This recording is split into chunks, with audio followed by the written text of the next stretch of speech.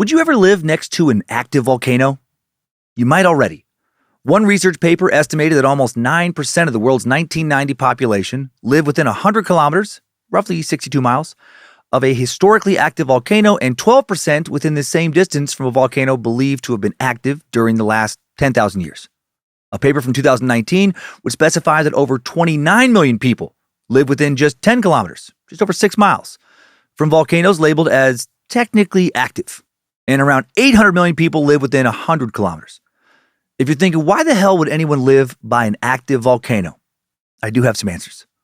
A lot of people fantasize about burning alive. It is the number one most popular sexual fetish on Pornhub right now. No, of course that's not it. Thank God. Soil near active volcanoes is often rich in mineral deposits and provides excellent farming opportunities, and so people are going to farm that land and make that fertile land farm money. A lot of people visit volcanoes each year, so demand naturally pops up for hotels, restaurants, gift shops, tour guides, and more. And some people, many people actually, born near volcanoes simply don't have the financial resources to move. And they don't really need to, given that most volcanic eruptions so infrequent and not that disastrous. About 50 to 60 volcanoes erupt each year somewhere on Earth, but an eruption can include everything from lava spewing deadly blasts to eruptions of ash and steam that don't really cause much damage, if at all. Volcanoes kill about 500 people a year on average, which may sound like a lot, but that's only 6 in every 100 million people. Not really something to worry about compared to so many other ways you can die. Literally just falling over in an accident and dying, a more likely cause of death. Even if you live within 6 miles of an active volcano, the odds of you dying in an eruption still less than 2 out of every 100,000 people. Most of the time, volcanoes, not that dangerous. I was in Iceland last summer with Lindsay, Kyler, and Monroe, hiking on top of an active volcano that had started to erupt about 30 minutes after we finished our hike, and the tour bus we were on turned back around at our request to return to the volcano.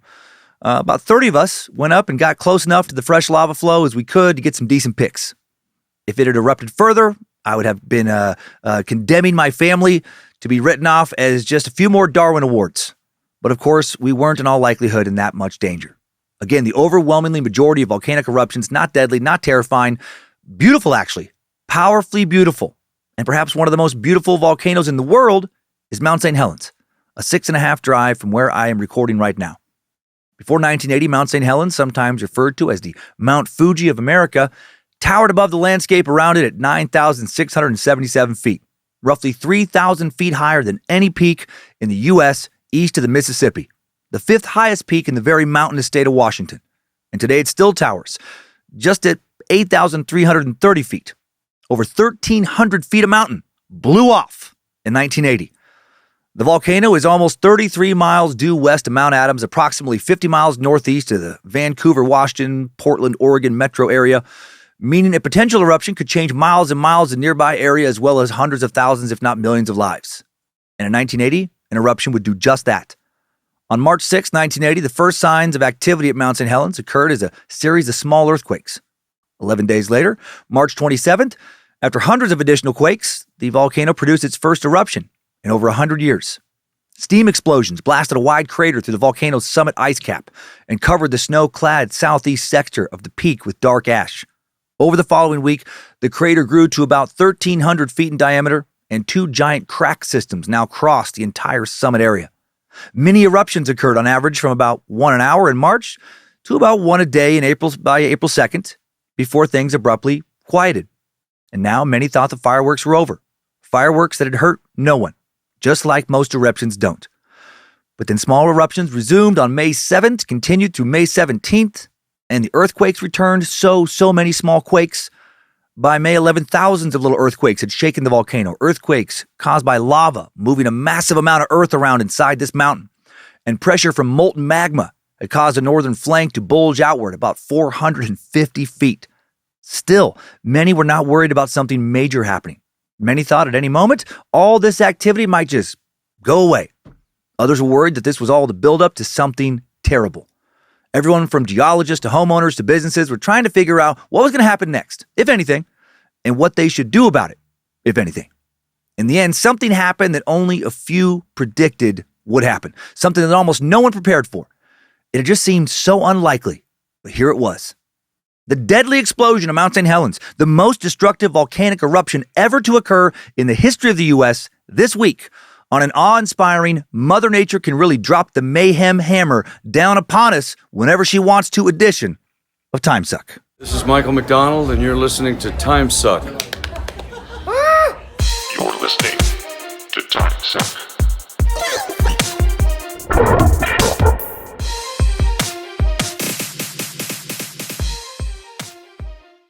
Well, happy Monday, Meat Sacks, and welcome to the Cult of the Curious. I'm Dan Cummins, Suck Nasty, Rooster Bogle's paralegal, and you are listening to Timesuck. 2 club dates left this spring by the time this drops. If you want to catch some stand-up, Bloomington, Indiana, May 4th, 5th, and 6th. Madison, Wisconsin, May 11th, 12th, and 13th. You can check out all the dates at dancummins.tv. I'll be posting more soon. Recording this just after wrapping up the Burn It All Down theater tour, and a huge thank you to everyone who came out, made it such a success. I had a blast. And I can't wait to do something like that again. You supporting the tour makes that possible. Looking forward to releasing the comedy special I recorded back in Minneapolis in December featuring the material I toured with and more. I'll let you know where that baby will live, when it'll come out, when I know. Just finishing some of the editing, finally just putting the last little polishes on it, shop it around and see what happens. And now for this week's merch announcement. Hello everyone, it's me, Andrew Hull. I'm not Dan Cummins right now. I'm Andrew Hull of A-Hole's Air Banjo Academy. And I'm extremely excited to announce the 2023 Air Banjo Academy Jamboree in scenic downtown Gary, Indiana. We're going bigger and badder with a new elite instructor, Rooster Bogle, and his just got paroled again Bogle Family Quartet. Bang, bang, ding, dum, bang, bang, ding. Bang, bang, ding. Enrollment is now open, so head on over to badmagicmerch.com. Reserve your spot today by purchasing the official 2023 Air Banjo Academy t-shirt. Same old design, fresh new colors. Bang, ding, dong, dong, ding, ding, ding. Bang, ding, ding. Don't ding, ding, ding. Yeah, you can fucking learn how to play that too.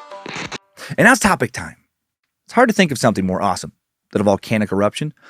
And I mean awesome in its original sense.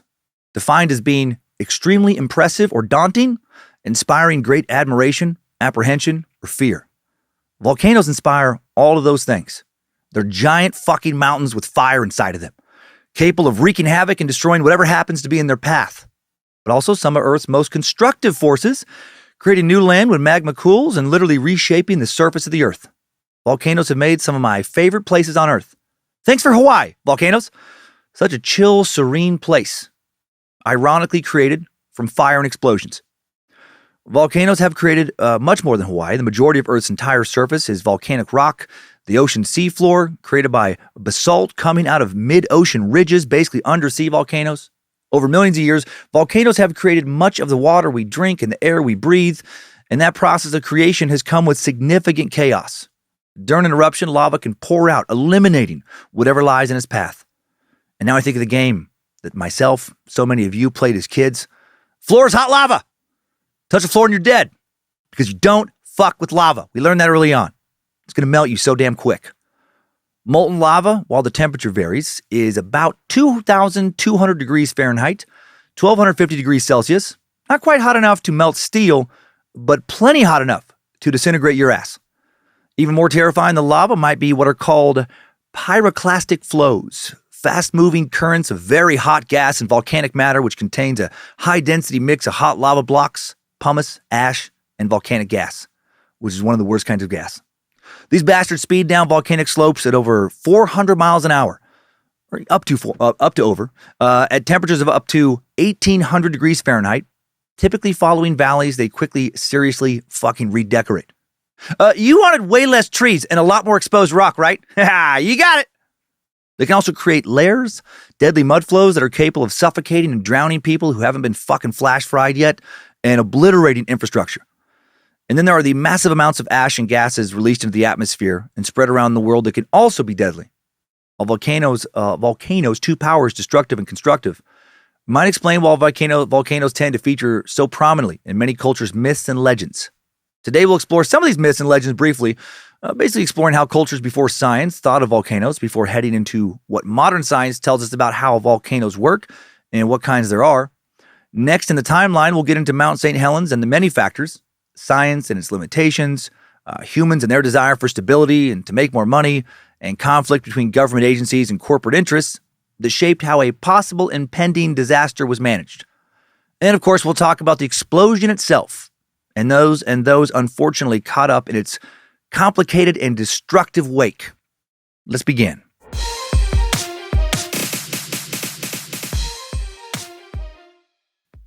The word volcano comes from the little volcanic island of volcano in the Mediterranean Sea off Sicily, known for years of activity and numerous calderas. Ah, Sicily. It's been too long since I've spent a summer there. Mamma mia, Pascatero illuminare la Cosa Nostra, brickbat Parmesan Antonio Banderas. I've fucking never been to Sicily. Thousands of years ago, people living there believed that volcano was the chimney of the forge of Vulcan, the blacksmith of the Roman gods. They thought that the hot lava fragments and clouds of dust erupting from volcano came from Vulcan's forge as he beat out thunderbolts for Jupiter, king of the gods, and weapons for Mars, the god of war. Scientists now know that those ancient Romans were complete fucking idiots, and that the emissions from volcanoes, once attributed by poets to be from Vulcan's forge, is actually volcanic gas naturally released from both active and many inactive volcanoes. Long before that scientific knowledge was available to us dingalings who've never studied these fire mountains, many societies came up with their own mythological ways to explain volcanoes. Kind of like how dingalings today still think that the earth is flat. Kidding. Today's dingalings are way fucking dumber than ancient ones. Today, people have the option to embrace science and forego disproven myths, and they just choose not to do so. So that's fun. Anyway, old Hawaiian legends tell us that the eruptions were caused by Pele, the beautiful but tempestuous goddess of volcanoes, during her frequent moments of anger. Lucifina? Was that you? Pele was both revered and feared. Her immense power and many adventures figured prominently in ancient Hawaiian songs and chants. She could cause earthquakes by stamping her feet, volcanic eruptions and fiery devastations by digging with her magic stick. One legend describes the long and bitter quarrel between Pele and an older sister whose name I will not even fucking attempt to say, that led to the creation of the chain of volcanoes that form the Hawaiian Islands. On the side of the Pacific, fiery avalanches once interrupted the lives of Native American peoples near a volcano, Mount Mazama, more than 6,000 years ago in modern-day Oregon.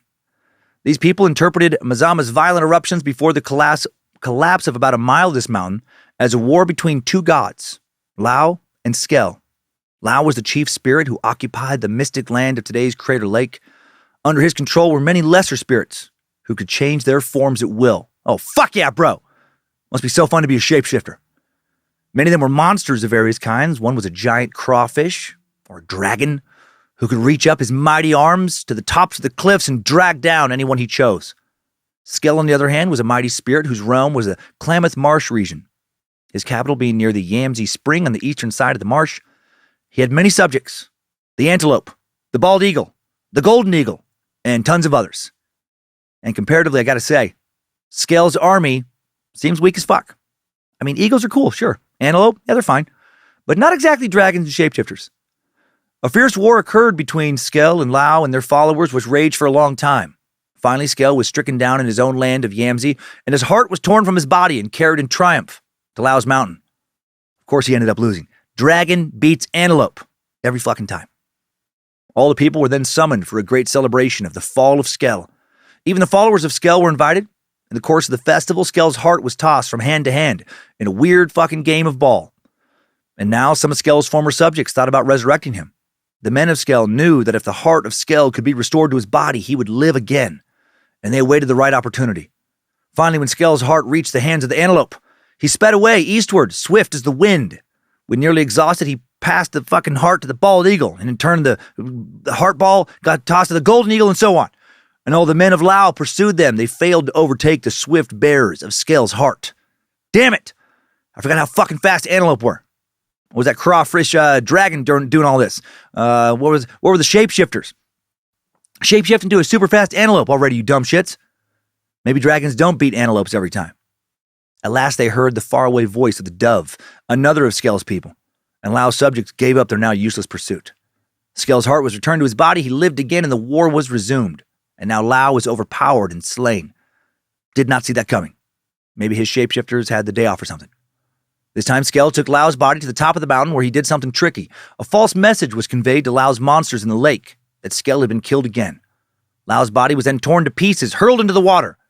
As each part of the body was thrown to the lake, the monsters of Lau devoured it. But when the head was thrown in, they recognized it as the head of their own god, Lau, and they refused to touch it. So that remains today as Wizard Island, a big volcanic cinder cone at the top of Crater Lake. As you can see in Roman, Hawaiian, Native American stories, volcanoes are connected with gods. Some cultures once viewed volcanoes as gods themselves. In Africa, the still active volcano, Olayingo Lengai, literally Mountain of God, still venerated by some of the Maasai people in modern-day Tanzania as the giver of all good things. In gratitude for an eruption in 1917, many young mothers, went to the volcano and expressed their breast milk onto the ground, as in they squirted it out onto the dirt. Wow, that would have been quite the spectacle, especially if a whole bunch of lactating women did that all at the same time. I mean, imagine if you were just fucking chilling near the volcano after an eruption, unfamiliar with this practice, just checking for lava flows, whatever, and then dozens of topless young women approach the volcano, start dumping breast milk all over the ground, just whipping out squirt gun titties. Hail Josephina? I don't think so. I think I would for sure start to worry about my mental health in a life moment like that. I would assume I'd inhaled some kind of toxic gas, and now I was hallucinating and probably dying. In other cultures, the volcano has been viewed as a symbol of justice. For the Aztecs, while they were suffering under a new onslaught of Spanish conquistadors, Momotombo, a high volcanic cone located at the edge of a large lake in Nicaragua, became a symbol of defiance. It was said that the ground shook and the volcano roared whenever a Spanish priest tried to approach it. And I fucking doubt that happened, but it's a cool story. And the Aitas, an indigenous people living on Luzon in the Philippines, considered the 1991 eruption of Pinatubo as nature's rebellion against the government's granting of permission for geothermal drilling and for jets from nearby Clark Air Force Base, then the largest U.S. military base overseas, using the area for bombing practice. Many cultures have viewed the volcano as an instrument of divine warning. 1951, village elders said that the explosion of Hibak-Hibak in the Philippines, which killed hundreds of people and thousands of farm animals, was an indication, according to a Time magazine article, that God had been displeased by the young, who grew lax in their church-going, forgetful of the feast days, and neglectful of the sign of the cross. Okay. Ideas like this, not always great ideas, have persisted into the modern day. In 1980, in Mount St. Helens, 2 Christian priests in Longview, Washington, told their parishioners that the ongoing volcanic activity meant, obviously, that people should be more charitable and more caring to their families, that it was directing the community to get back to its spiritual moorings. Yeah, mysterious ways and stuff. While you can, of course, still believe whatever the fuck you want to about volcanoes and why they erupt, unlike in ancient times, now we do actually have a scientific understanding of volcanoes and what they do. At least a foothold of a scientific understanding. Now we have volcano scientists, aka volcanologists, to tell us how volcanoes work. Volcanologists, that's a cool sounding job. Can't be many paid volcanologists around the world, though. Like if you really want to become a paid volcanologist, good fucking luck. I feel like wanting to become a professional YouTuber or Instagram model is probably a more practical aspiration. Definitely got to be more professional OnlyFans porn models than volcanologists. If you are a volcanologist, please write in. How the fuck did you get your job? But I digress often. Refocusing now. What is a volcano? How does it form? How does it erupt? Let's head back to a 5th grade science lesson for a comparison. This is not going to be some PhD dissertation here. Painted in very broad strokes, ignoring some variations on the following so it doesn't get too confusing for people like myself. A volcano is like a massive version of a bottle of soda with molten lava inside instead of, say, delicious and refreshing root beer. And sometimes it's like a bottle that some dickhead has shaken the ever-loving shit out of, and now it's going to blow. A bottle of soda, if you shake it really hard, will start to form gas bubbles inside. Then if the cap is released, pressure built up inside of the bottle will cause soda to shoot everywhere. A volcanic eruption works in much the same way. Most volcanoes form at the edges of tectonic plates, those large puzzle pieces that make up the Earth's crust.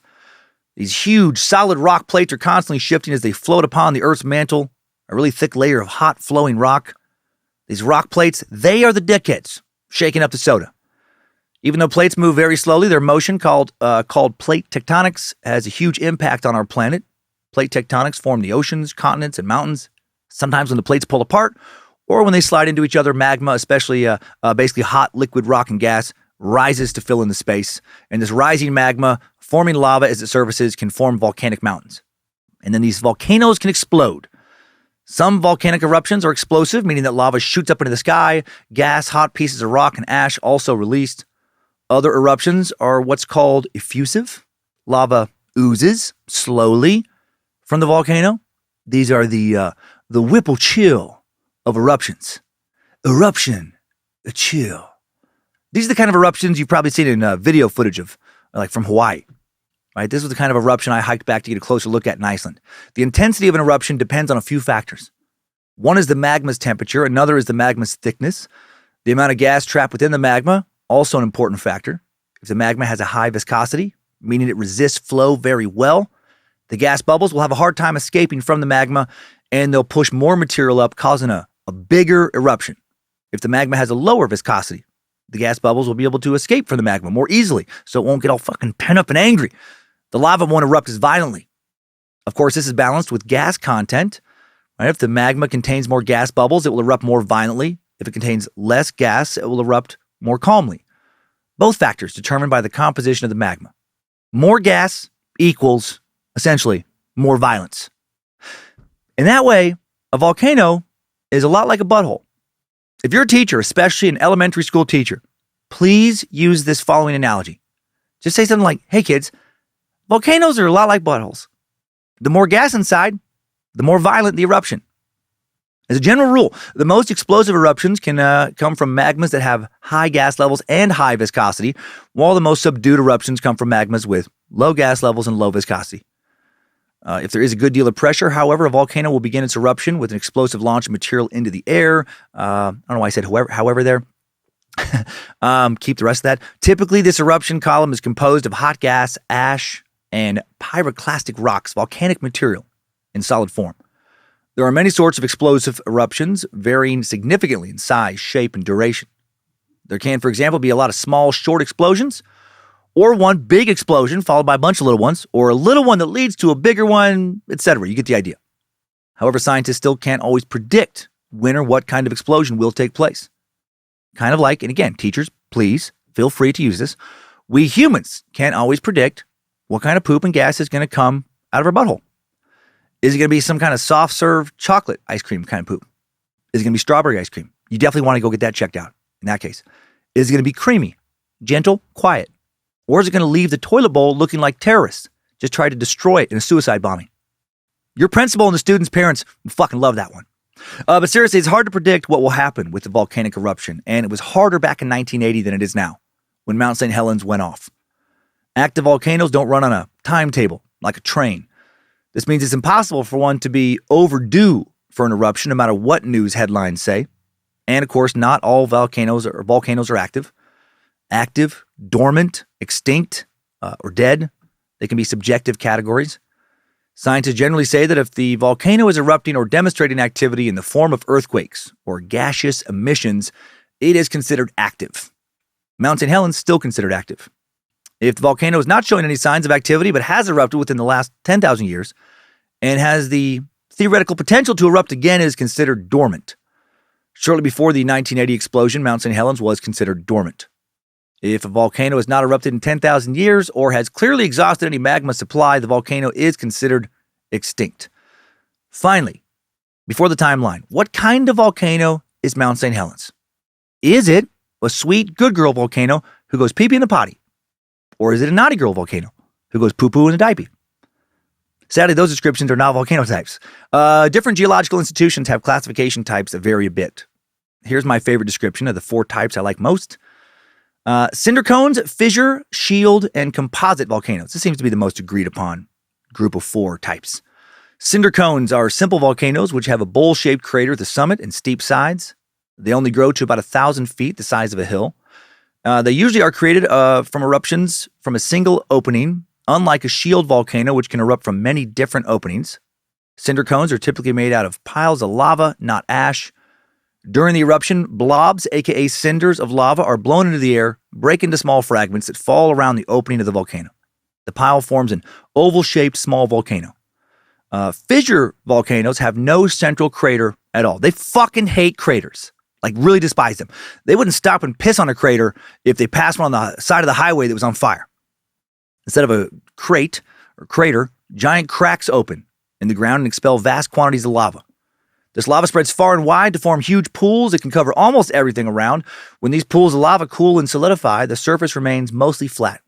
Since the source cracks are usually buried, there's often nothing volcano-like to see, only a flat plain. Shield volcanoes are tall and broad with flat, rounded shapes. They have low slopes and almost always have large craters at their summits. The Hawaiian volcanoes exemplify this common type of a shield volcano. They are built by countless outpourings of lava that advance great distances from a central summit, vent, or even a group of vents. The outpourings of lava are typically not accompanied by pyroclastic material, which make the shield volcanoes relatively safe during eruption. They're the cool volcanoes. The volcano version of some handsome surfer dude who seems to have life all figured out. Not a care in the world. Just hoping to catch some sick waves, bruh. It's all good. And they talk way cooler than that, by the way. I don't even know what they say because I'm not that cool myself. And finally, the most majestic of the volcanoes are composite volcanoes, also known as stratovolcanoes. Composite volcanoes are tall, symmetrically shaped with steep sides, sometimes rising 10,000 feet high, built of alternating layers of lava flows, volcanic ash, and cinders. They are the big fucking deal, bad motherfuckers of volcanoes. Mount St. Helens is a composite volcano. Composite volcanoes tend to erupt explosively and pose considerable danger to nearby life and property. Mount St. Helens' most active phase was 28 to 18,000 years ago. That's when this sexy lady was in her destructive prime. At that time, the volcano produced explosive eruptions that ejected large volumes of ash, lava domes, lava flows, pyroclastic flows, a debris avalanche. And Lennar is probably much larger than the huge debris avalanche that triggered Mount St. Helens' 1980 eruption. And when it went off in 1980, by the way, the landslide is that part of the mountain just sloughed off, the biggest such landslide in recorded U.S. history. And that was long before any human beings lived in the area when that stuff happened. In her peak.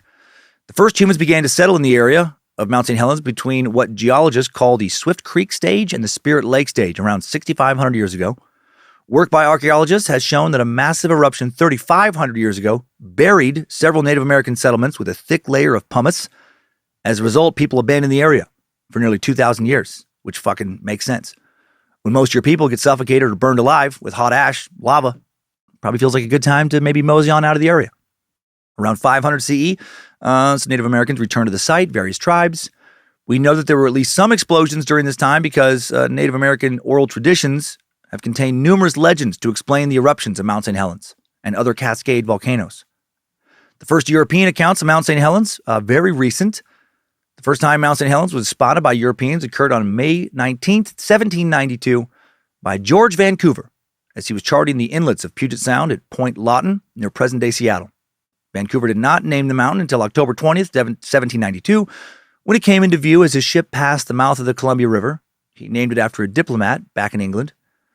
First modern eruption would occur in 1800, and then there would be other big eruptions from 1831 to 1857. But they consisted mostly of ash. The last significant big eruption, Mount St. Helens, before 1980, thought to have occurred in 1857. On April 17th, 1857, The Republican, a Washington newspaper, reported that Mount St. Helens or some other mount to the southward is seen to be in a state of eruption. Minor explosions reported in 1898, 1903, and 1921 were probably steam-driven and did not involve any magma being delivered to the surface. So by 1980, Mount St. Helens hadn't erupted significantly for a long time. At least since 1857. And even that eruption didn't see large flows of ash, pyroclastic flows, or other major hazards. For those who knew it in the first 8 decades of the 20th century, Mount St. Helens was a paradise. Place to vacation, go to a Boy Scout camp, mountain climb, live and work. When Mount St. Helens erupted big time, May 18th, 1980, the entire county was only home to 7,919 people. But this number would swell during the summer, even during the workday, as loggers came from nearby areas to cut down old-growth trees. All of these people would be put at risk during the explosion. And it was sheer luck that the explosion happened on a weekend, not a weekday, when more people would have been around. As it stood, the explosion would claim 57 lives. Some of them were staying in the area recklessly, having not heeded multiple warnings to evacuate, but in fairness to them, many of them had spent the last several months listening to a lot of conflicting advice. Local businesses wanted the area to be accessible so they could profit off volcanic activity. The barriers drawn around danger zones seemed pretty arbitrary. Sometimes they were. Geologists had no way of knowing for sure what would happen, and then there was a whole private versus public land little problem. Danger zone maps were often, comprised between the scientists or compromised between the scientists' predictions and the interest of private individuals, leaving a lot of area open that probably shouldn't have been. Furthermore, scientists believed that they'd have a little lead time to get people out of the area. In this day and age, with modern technology, they would, but when Mount St. Helens erupted, nobody was ready. Chaos quickly reigned. Here comes this crazy story. Strap on those boots, soldier. We're marching down a Timesuck timeline.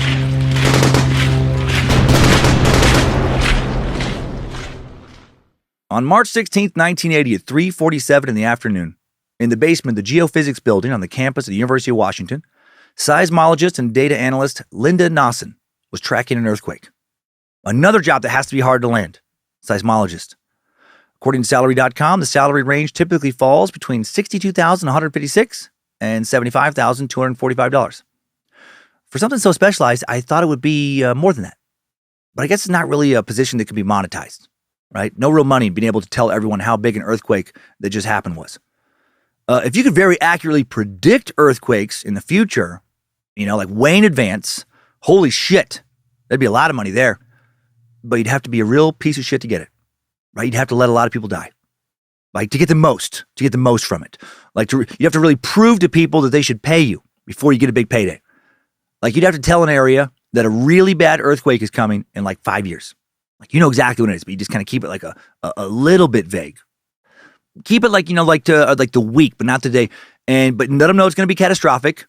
But don't talk about it too much of the time, but make sure you get your prediction out there in the press. Then the week before it happens, tell everyone exactly how bad it's going to be, exactly what area will be affected, and the minute it's going to hit. And do all that knowing that people aren't going to listen to you in time. Then after a whole bunch of people die, have your publicist remind a bunch of media outlets that you fucking called it. You called it. And then, you called it to the fucking second. And you knew exactly how bad it was going to be. Then you tell the public that you know for a fact when the next terrible earthquake is coming. Right, it's going to be hitting somewhere in blank country, right? At a certain point in the future, it's going to be fucking really bad. You're happy to share all the details so everyone can prepare for a price. $50 million, or they can suck your earthquake predicting dick. Outside of that horrible, never going to happen, why do I always think about shit like that scenario? I don't know how you make a lot of money with this job, but I'm glad people do it. Back now to seismologist Linda Nosson, March 16th, 1980, 3:47 in the afternoon. Campus, UW. The display of the seismic recorder in front of her measuring an earthquake taking place somewhere south of Seattle in the Cascade Mountains registers at least a 4, the biggest earthquake in the area for almost a year. She went upstairs where Steve Malone and Craig Weaver were talking, and she told them to shut the fuck up and listen to her. Maybe. She did talk to them. She told them that she just got a 4 from the Mount Rainier station. And what does a 4 mean? Well, let me share a quick earthquake magnitude Richter scale chart. A seismic reading of 2.5 or less denotes an earthquake usually not even felt. Millions of these occur around the world every year. A reading of 2.5 to 5.4 denotes an earthquake that is often felt but only causes minor damage. There are roughly 500,000 of these felt around the world every year. Still not a big deal in most instances. 5.5 to 6 equates to slight damage to buildings and other structures, and these happen about 350 times a year. A quake of 6.1 to 6.9 might cause a lot of damage in very populated areas. Might. This only happens around 100 times a year. Major earthquake, 7 to 7.9, will cause serious damage, and only 10 to 15 occur each year. And a quake of 8 or greater will fuck your whole world up. A great earthquake that can totally destroy communities near the epicenter, and these happen only about once a year. February 6th, 2023, very recently, 4:17 a.m. local time, a 7.8 magnitude earthquake rocked southeast Turkey near the Syrian border, and at least 56,000 people died. Fucking insane. Over 125,000 additional people injured, over 2.5 million people displaced due to massive structural damage, and that one wasn't even quite an 8 or greater. Again, back in 1980, Linda, Craig, and Steve, they're looking at a 4. Back downstairs, the 3 scientists peered at the jagged line of the seismogram. Craig thought that the earthquake came from Mount Hood, an area 158 miles south from UW. not Mount St. Helens. Steve thought it was Mount St. Helens, which is about 100 miles south of where they stood. Linda didn't care to speculate. She took a ruler from a desk, measured on the printouts the exact moments when the shaking arrived at each of the seismic stations in the area, entered the results into some computer punch cards, this was a long time ago, took the stack upstairs to send the data to the campus computer center. It's crazy, like they had to do all this work where now you just do it on her phone. A few minutes later, she walked back into Steve Malone's office, and he was right. It was Mount St. Helens. Unthinkable because it had not been active for 123 years. So how are earthquakes and volcanoes connected? Both occur due to movement of the Earth's tectonic plates, but earthquakes do not always indicate coming volcanic activity. Not at all. A lot of seismic activity centered around a volcano, though, that does create reason to be concerned. And after that first earthquake beneath Mount St. Helens, the Earth did not quiet down. On the contrary, it got more agitated. By the following Tuesday, 5 days after the initial quake, hundreds of little earthquakes had occurred beneath Mount St. Helens, often following one another so closely that they ran together on the seismometers. None of them substantially larger than that first one, but a lot of activity. So something's happening under the earth around Mount St. Helens, but what? That day, the Forest Service closes the mountain above the tree line to climbers and skiers, so they won't be buried by snow avalanches that could be caused by these quakes. But overflights during rare moments of good weather show the pristine white cone of the mountain still to be unsullied. Doesn't look like an active volcano is brewing in there. What was going to happen? No one knew. The potential eruption of Mount St. Helens posed risk to everyone, but especially to the Weyerhaeuser Company, one of the largest wood products businesses in the world, and a company founded in Tacoma and now headquartered in Seattle. They'll become a major player in this story, so let's talk about them. Weyerhaeuser owned nearly 6 million acres of the U.S. at this time, an area larger than Connecticut and Rhode Island combined. Also had the rights to log even more land than that in Canada, Malaysia, Indonesia, and other countries. It's fucking wild. They own around 12.4 million acres of land right now in the U.S., more than all of New Hampshire and Vermont combined. And they made over $10 billion in revenue just last year. Rumored now to be a subsidiary of Bear Evil Incorporated. On the basis of its extensive timber holdings, Weyerhaeuser was the richest company in Washington state at the time, worth more than even Boeing, had a higher market valuation than Ford, Mobil, Xerox, so many others. By 1980, Weyerhaeuser was the United States' 5th largest home builder, and its mortgage subsidiary was the 4th largest mortgage banker in the nation. The company also ran a salmon ranching business in Oregon, freshwater shrimp, had some farms in Florida and Brazil, a wholesale nursery supply business, and more. Weyerhaeuser was a Forbes 100 company in the U.S. and a force to be reckoned with anywhere in the world. George Weyerhaeuser was the man responsible for much of that success. George actually just recently passed away last summer, age 95. He had become president and CEO in 1966 at the age of 39 and had shaken up the company in ways his dad and granddad never would have tried. As a boy born into the Weyerhaeuser legacy, he'd grown up in the area around Mount St. Helens. And this next part of this little story of his life, moment in his life, crazy diversion, but worth it. When he was just 9 years old in 1935, George was kidnapped, walking home from elementary school. A man forced him into the car, drove him to a forest east of Seattle, where this guy was joined by several other masked men. They led him to the woods, had him sign a piece of paper, then lowered him into a pre-dug pit, handcuffed him to some planks so he couldn't escape. Then they covered the pit with a piece of tin, threw dirt and twigs on it, and just fucking left him down there in the dark. Why did this happen? It's fucking wild. The week before his granddad, John Weyerhaeuser, died in his Tacoma mansion, the day after his death, 19-year-old Margaret Thulin read John's obituary to her husband, Harmon Whaley. Whaley was a petty thief who, with some old criminal pals, now developed a plan to kidnap one of the wealthy Weyerhaeusers. After a frantic search by the family and the police for the missing boy, Phil and Helen Weyerhaeuser received a ransom note in their home on 4th Street in North Tacoma. The kidnappers demanded $200,000, the equivalent of roughly $3 million today, in small, unmarked bills. As soon as the money was collected, the family was supposed to send the message, "We are ready," in the personal column of the Seattle Post-Intelligencer, under the name Percy Minnie. "We don't want to hurt anyone if we can get out of it," the note said. "So if you just follow the rules as they're laying down by us, you will have the one you love back home in a week's time. If you care about them, $200,000 worth. So just remember, a slip on your part is a slip by us. Don't do it." The note was signed Egoist. Weird. George's abduction was front page news across the nation.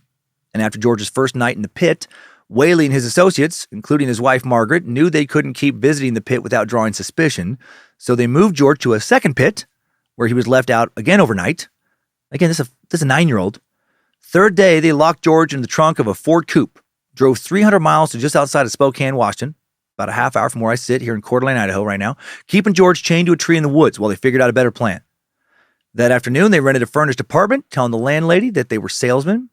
Then they went to a store, obtained a large box, smuggled George inside the house in that box. The two men made him write a letter to his family assuring them that he was still alive. After that, they locked him in a closet with Whaley on guard. Here, George came to actually like his captor, Harmon Whaley. Harmon would play songs on his ukulele outside the closet, in which George was locked and would keep him company. Meanwhile, within a few days, the Weyerhaeusers had gathered the $200,000 from relatives and various bank accounts. The FBI, which had dispatched more than a dozen agents to Tacoma to work on the case, recorded as many of the bill's serial numbers as they could, and the 10-page list was distributed to railway depots, hotels, banks, post offices, and more. George's father received a letter from the kidnappers instructing him to register at the Ambassador Hotel in Seattle and at 7 o'clock under the name James Paul Jones. Later that day, a taxi cab driver delivered another note, told Weyerhaeuser to drive alone in his car to an intersection near a brewery between Seattle and Tacoma. There, Weyerhaeuser found further instructions along the side of the road in a tin can bearing a white cloth. As directed by the note, he drove down the road looking for another white cloth, but didn't find it. Maybe somebody else grabbed it. Sat in his car for hours, nothing happened. Eventually gave up, drove back to Seattle with all the ransom money. Next morning, Weyerhaeuser received a telephone call from a man demanding to know why he had failed to follow instructions. In the second note, Weyerhaeuser was like, I couldn't find the fucking second note, you idiots. And the kidnapper told him that he had one last chance. And this is reminding me now of Leopold and Loeb. Like, dude, make your fucking ransom instructions easier. You make them too complicated, and you're never going to get the ransom. Well, that night, trying again, Philip Weyerhaeuser drives down a dirt road, as instructed, follows a procession of fucking tin cans, each have a note in them. Final note tells him to place the money in the front seat, leave the car running, dome light on, and the driver's door open. He obeys the orders. After walking 100 yards down the road, sees a man leap from the bushes, hop into the car, and speed away. Weyerhaeuser walks back to the highway, catches a ride to Tacoma. They actually pull it off. 3:30 a.m. after 8 days in captivity, the kidnappers now release little George onto a dirt road, right in the middle of the night in the woods, east of Seattle, with 2 dirty blankets and a single dollar bill. What a bunch of fucking assholes. George, they just got $200,000. George wanders 6 miles down the road until he finds Louis P. Bonafa's farm, walks to the back of the house, knocks on the door, says, I'm George Weyerhaeuser. Bonafa's calls the police department to inform them that George is safe. Then they begin to drive him to Tacoma. On the way, a sports writer for the Seattle Times, John Dreher, intercepts the car. Dreher misleads Bonavas into believing that he was a police officer just so he could get an interview. Bonavas hands the boy over. On the way back to Tacoma, Weyerhaeuser's second kidnapper, technically, conducts the interview of a lifetime now, and what a piece of shit he is. Let the scared kid just go home already. Finally, at 7:45 a.m., George arrives at the Weyerhaeuser residence, press swarm the house, waiting for a reaction. Finally, the Weyerhaeuser's spokesman emerges, asks that the coverage come to a halt to reduce any bad effects on the boy's future life. Well, too late for that, thanks to John Dreher. In the days that follow, the ransom bills begin to surface in Salt Lake City stores, and Margaret Tholen is arrested at a Woolworth, where she paid for a 20-cent purchase with a $5 bill. After an interrogation, she finally gives up, gives the police her address. In the home, they find $3,700 of partially burned bills in the stove. Both Whaley and Tholen signed confessions admitting to the kidnapping, and they lead the FBI to $90,790 of the ransom money, buried near an anthill in a place called Immigration Canyon. Harmon Whaley receives a sentence of 45 years in prison for kidnapping, ends up in Alcatraz. Margaret uses the defense that her Mormon faith required her to obey her husband. Just following orders. And she was sentenced to 20 years at the federal detention farm in Milan, Michigan. And here's the really crazy part. During Whaley's time in prison, he sent George Weyerhaeuser letters apologizing for his actions and asking for forgiveness. When he was paroled on June 3rd, 1963, almost 30 years after the kidnapping, he wrote Weyerhaeuser another note and asked for a job in the company. Really? You can't work anywhere else in the world than for the company whose CEO you once kidnapped, put in a fucking dirt pit for 2 nights out. What? It's nuts. And then even crazier, George gave him a fucking job. Put him in charge of kidnapping. He was the president of the kidnapping division. No, but he did give him a job. He found him a place at a Weyerhaeuser plant in Oregon. And when asked why he helped someone who had caused him and his family so much pain, Weyerhaeuser said, I went through all sorts of sensations when I was kidnapped, from fear and concern to the point where I felt sorry for him. I guess I thought he had paid his debt. And the dude really made peace with all of it, which is very cool, actually. It appeared that the kidnapping did not have much of an effect on George, not outwardly at least. He went on to Yale, graduated in 1948 after being classmates with future president and Skull and Bones Illuminati confirmed member George H.W. Bush. Probably why he was never hurt when he was kidnapped, right? George Weyerhaeuser, probably an Illuminati dude, just like Bush. Weyerhaeuser married the daughter of a prominent lumberman. They had 6 kids. Then in 1966, he took over the company, made some radical changes. As president and CEO, he accelerated the amount of timber cut on company land and invested the profits back into land, sawmills, and paper plants. He purged numerous top executives he felt were dead weight, diversified into new business ventures. The non-traditional CEO even had a non-traditional appearance, down to his off-the-rack clothes and shoes and his untidy curly brown hair. He drove himself to work or took the company van with his employees. For vacation, he put his 6 kids in the car, drove them to Disneyland, where they stayed in a modest hotel. All in all, he was a disciplined man with a no-nonsense, honest but confrontational manner, did not shy away from a challenge, and he was about to face his biggest challenge yet, the potential eruption of Mount St. Helens. Could not have happened at a worse time for his company. The housing market was collapsing in 1980. A few months earlier, President Carter had appointed Paul Volcker to head the Federal Reserve, and Volcker had vowed to do whatever it took to squeeze inflation out of the economy. And it was real bad, with the prime interest rate hovering around 20%.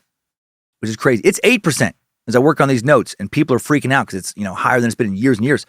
And housing starts had dropped by almost half from the year before, so with no upturn in sight. The timber industry was headed towards a massive contraction, which meant huge income losses and layoffs. George felt he couldn't afford to stop logging around Mount St. Helens. It was the best land his company had ever bought, purchased by his great-grandfather. For almost 80 years, the Weyerhaeuser Company had been logging in these woods, extracting billions of dollars in top-shelf timber. Weyerhaeuser was also afraid that the eruption would act as a rallying point for environmentalist causes that would further damage his business. He was floating some plans to take logging to areas of some national parks, and he was worried that if the environmentalists gained some political traction, they would kill those plants and hurt his bottom line that much further. March 20th, 1980, 4 days after the first quake. Shortly after noon, people near Mount St. Helens hear a loud bang originate from the cloud-covered volcano. A few hours later, a reporter from a Portland radio station was flying over the mountain when the clouds suddenly parted and revealed a plume of steam and ash rising from the mountain summit. There was no question at all, he radioed to his listeners. Volcanic activity has begun. You can see smoke and ash pouring from the top of the mountain, especially the north side of the mountain. A blackened crater 250 feet across had opened on the top of the mountain and was showering ash on the mountain's northeast side. Officials from the Washington Department of Emergency Services told everyone within 15 miles of the volcano that they should leave the area. Immediately, Weyerhaeuser evacuates 300 employees from the area. Most of them retreat to their favorite bars in the nearby little towns of Toledo, Vader, and Castle Rock. One of their girlfriends was quoted in a newspaper as saying, "The mountain is blowing, and this tavern is going." She had to have been pretty proud of herself for that one. That was a good one. 6 days later, Wednesday, March 26, 1980, approximately 36 people squeezed into the conference room of the U.S. Forest Service building in Vancouver, Washington. It was 9 a.m. when Bob Tokarczuk called a meeting to order. He was a supervisor in charge of the Gifford-Pinchot National Forest, an area of forest that surrounds Mount St. Helens. There were also law enforcement officials from all 3 counties bordering the mountain, as well as representatives from the Department of Emergency Services and the Department of National Resources. As by far the largest landowner and employer in the area, George Weyerhaeuser had a representative at this meeting. County commissioners, state patrolmen, fire district personnel, reservoir operators, state geologists, they all sit at the table. And around the edges of the room are an assortment of television, radio, and newspaper reporters listening closely. Bob introduces Donald Molyneux, who was a 55-year-old geologist within the U.S. Geological Services who worked out of the Denver area office. Even though he worked in Denver, nobody knew Mount St. Helens like Donald. It's Donald or Donald. For 2 decades, he and his colleague, Dwight Crandall, had been spending their summers driving and walking around Mount St. Helens, looking up at the mountain and trying to discover and document everything they could. What they discovered was that the volcano was relatively young, having formed about 40,000 years ago. They'd divided its frequent eruptions into 4 periods and dated the cone of the volcano back 2,500 years. They also learned that over the last 4 millennia, Mount St. Helens had been the most active and explosive volcano in all of the United States. These 2 rock and lava nerds, they knew their shit. But would anyone else listen to what they were going to tell them? 2 years before the meeting in Vancouver, Molyneux and Crandall had published a report entitled Potential Hazards from Future Eruptions of Mount St. Helens Volcano, Washington, an assessment of expectable kinds of future eruptions and their possible effects on human life and property. In that report, they described the evidence they had found documenting the volcano's violent past. They had uncovered a foot-thick layer of white pumice blown from the volcano to a ridge 6 miles to the east around the year 1500.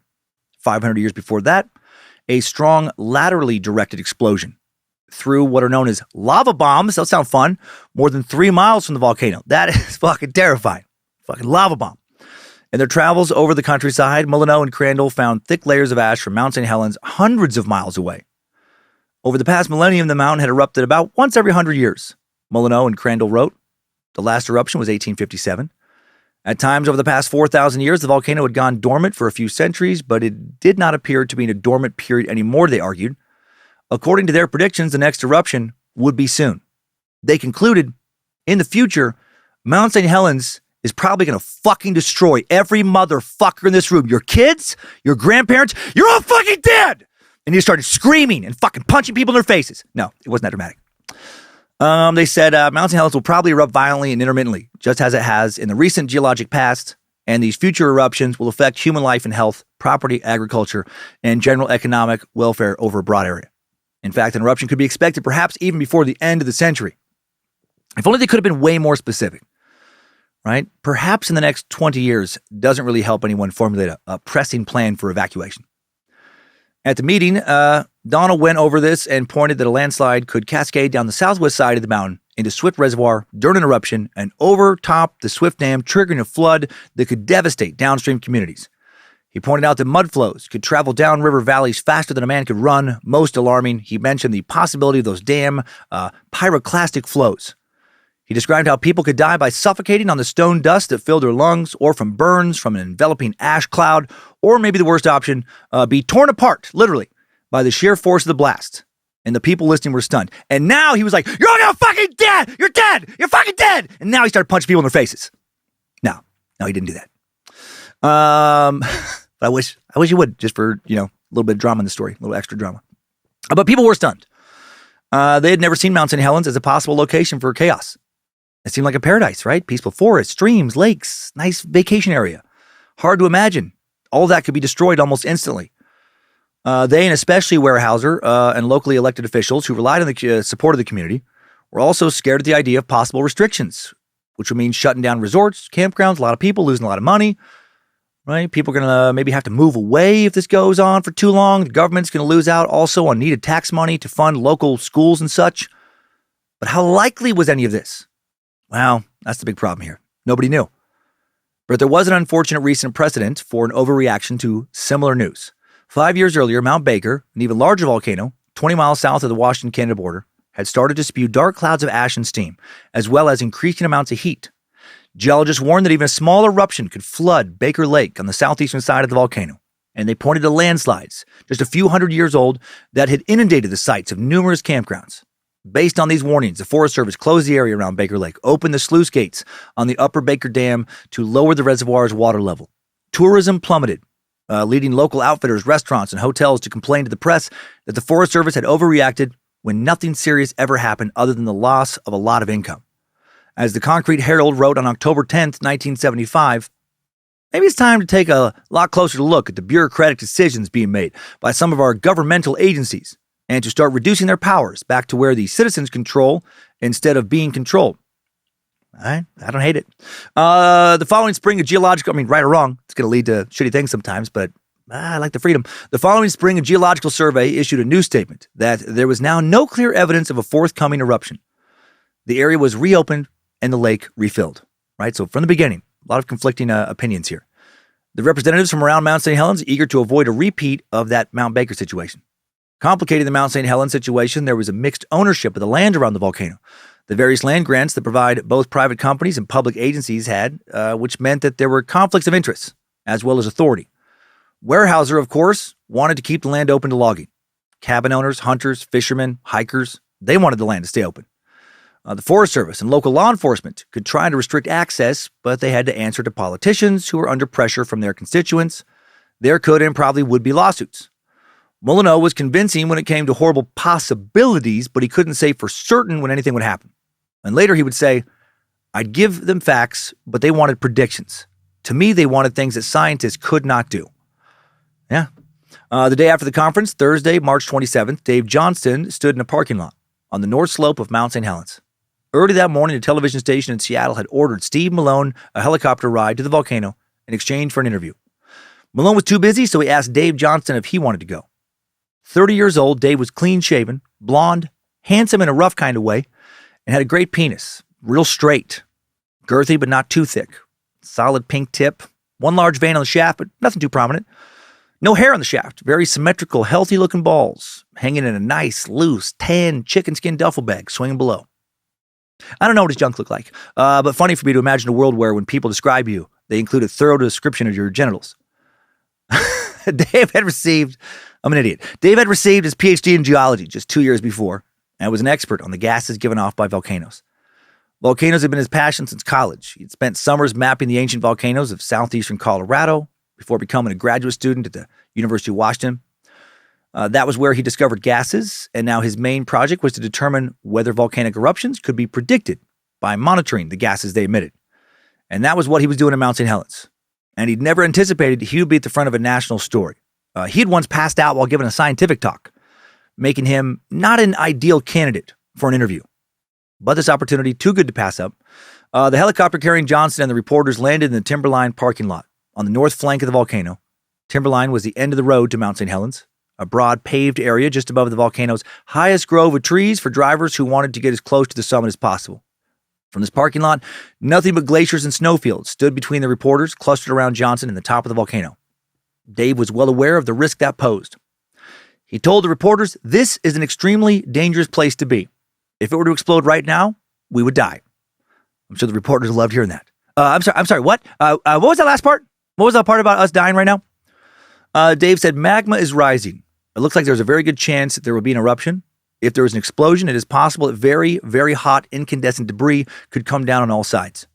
He compared it to standing next to a dynamite cake with a lit fuse. They just didn't know how long the fuse was. That day, the first ash clouds would rise from the mountain. In response, law enforcement officials from Cowlitz County set up a roadblock on the Spirit Lake Highway. Kind of. It wasn't much of a roadblock. It was designed to keep some people out, but not others. For one thing, Weyerhaeuser was still logging the woods behind the roadblock in the mountain, so their employees got to go through. Scientists studying the mountain also granted free passage, as were journalists if they had permission to do a story closer to the mountain. Even homeowners, at the beginning of the crisis, could talk their way through it if they made a convincing case to whoever was manning the gate. The roadblock also wouldn't stay put as time went on.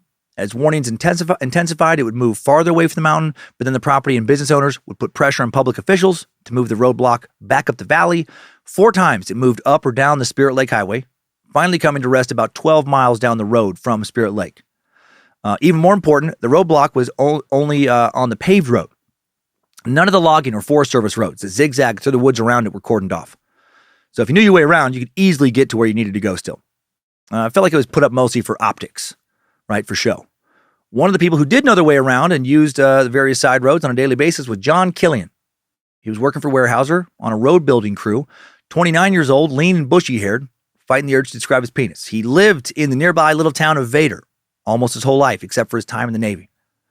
In the spring of 1980, John would get off work and head for Vader Tavern, where he and fellow workers engaged in a popular debate subject, whether it was safe or not to be working so close to the mountain. Weyerhaeuser had moved many of its crews into the hillsides and ridgelines so they wouldn't be stuck in a valley at least if an eruption caused a mud flow. But some of the crews were still working less than 5 miles from the peak of the volcano, logging just as much as usual, if not more. And some of the loggers and workers were worried, having read newspaper accounts that predicted some kind of impending doomsday. They'd personally cut into the hillsides and seen layers of ash, which had been deposited during prior eruptions. But some, like John Killian, not worried. He'd been a boilerman in the Navy, mostly off the coast of Vietnam, keeping an eye on Russian submarines patrolling in the South China Sea. His ship had been shot, He survived.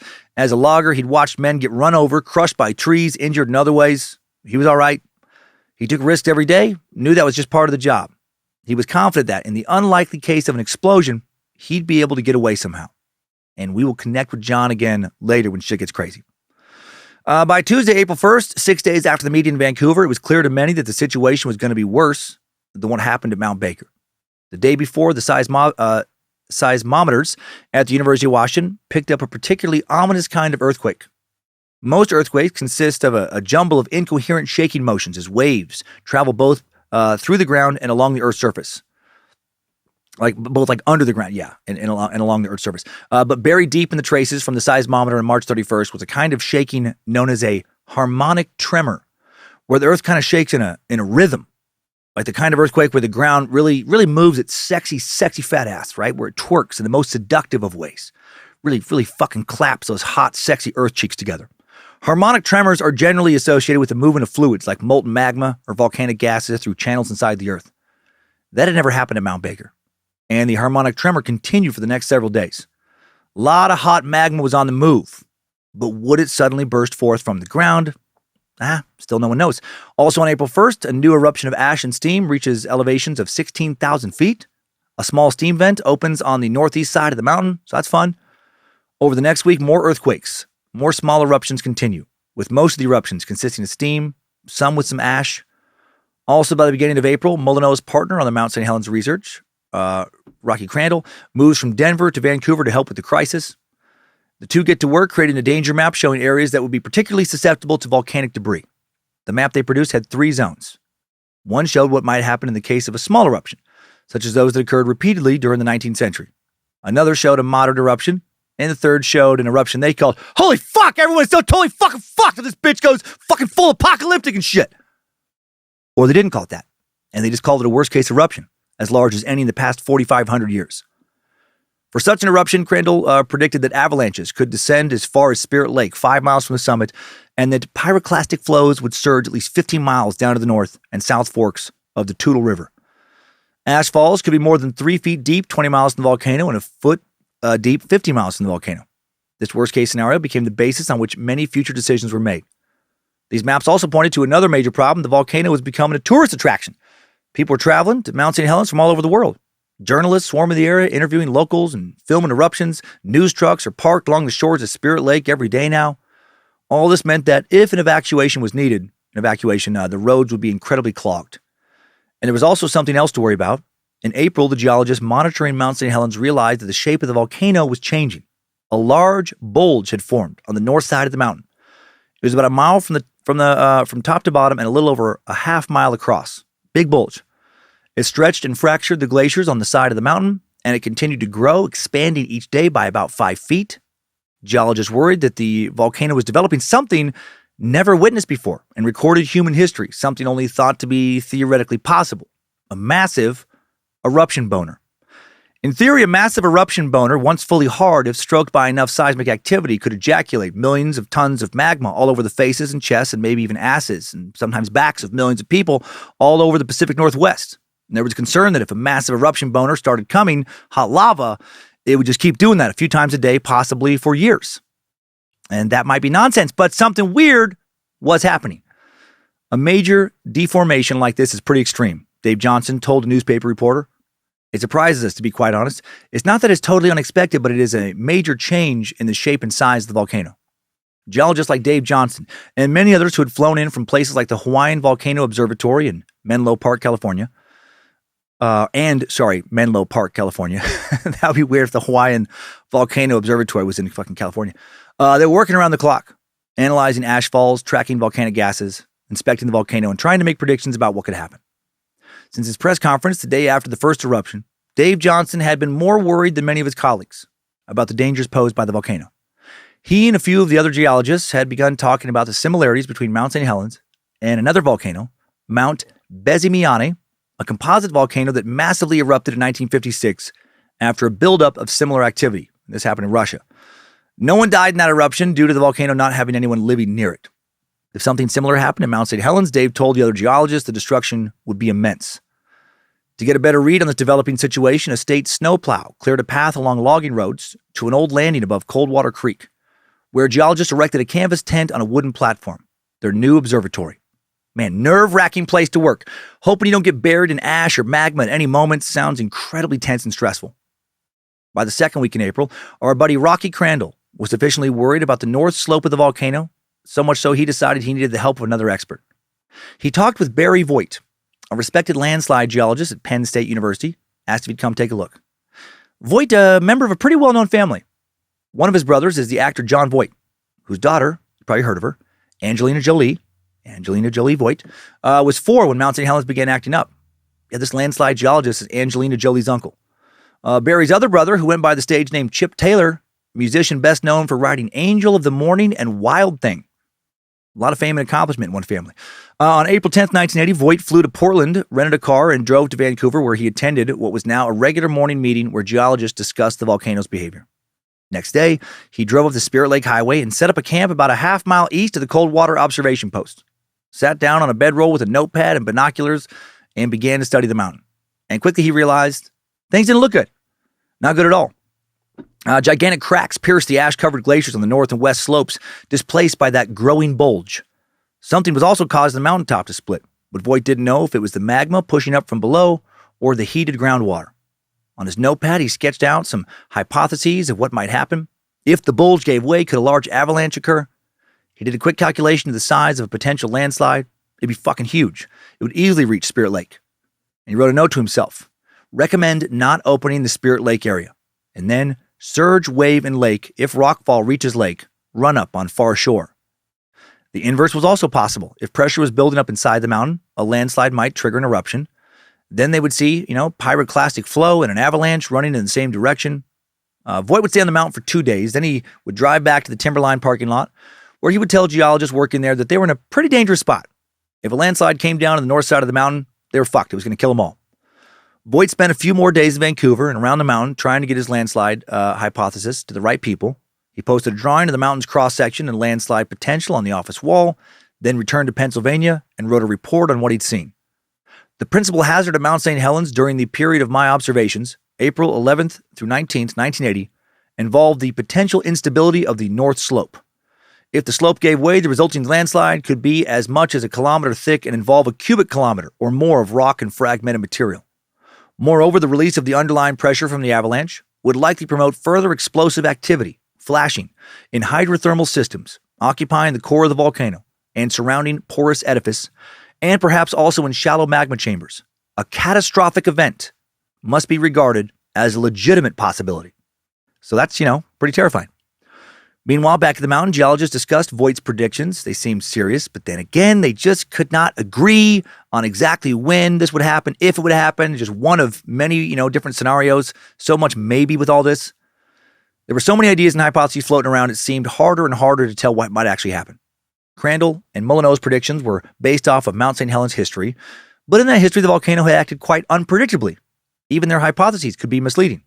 As Crandall told a newspaper reporter in April, Mount St. Helens has done so many things in the past that hardly anything would be a surprise. The only thing it hasn't done is blow itself apart. By the end of April, the bulge was the geologist's greatest concern.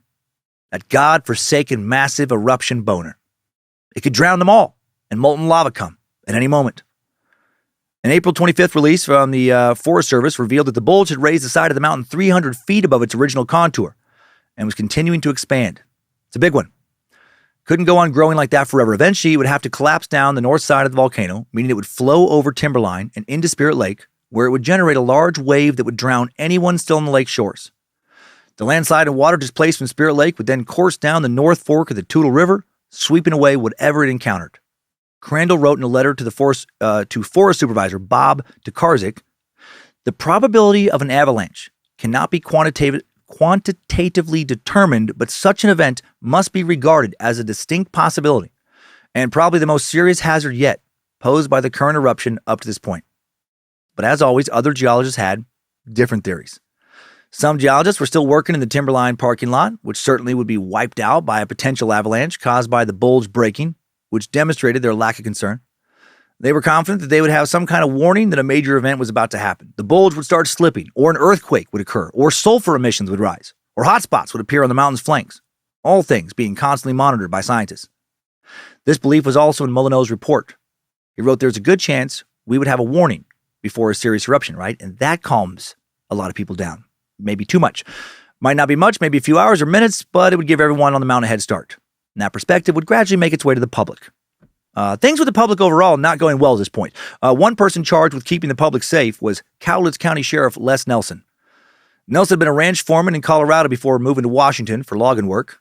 As sheriff, his job was mostly to keep people from doing unsafe things, like setting fires or traversing unstable terrain. But that was proven a hell of a lot harder with an active volcano. At the barricade on the road to Spirit Lake, drivers would yell at Nelson, "This is a free country. I have a right to go to my property. I'm going to call my attorney." And I imagine they yelled, things that were a lot less polite.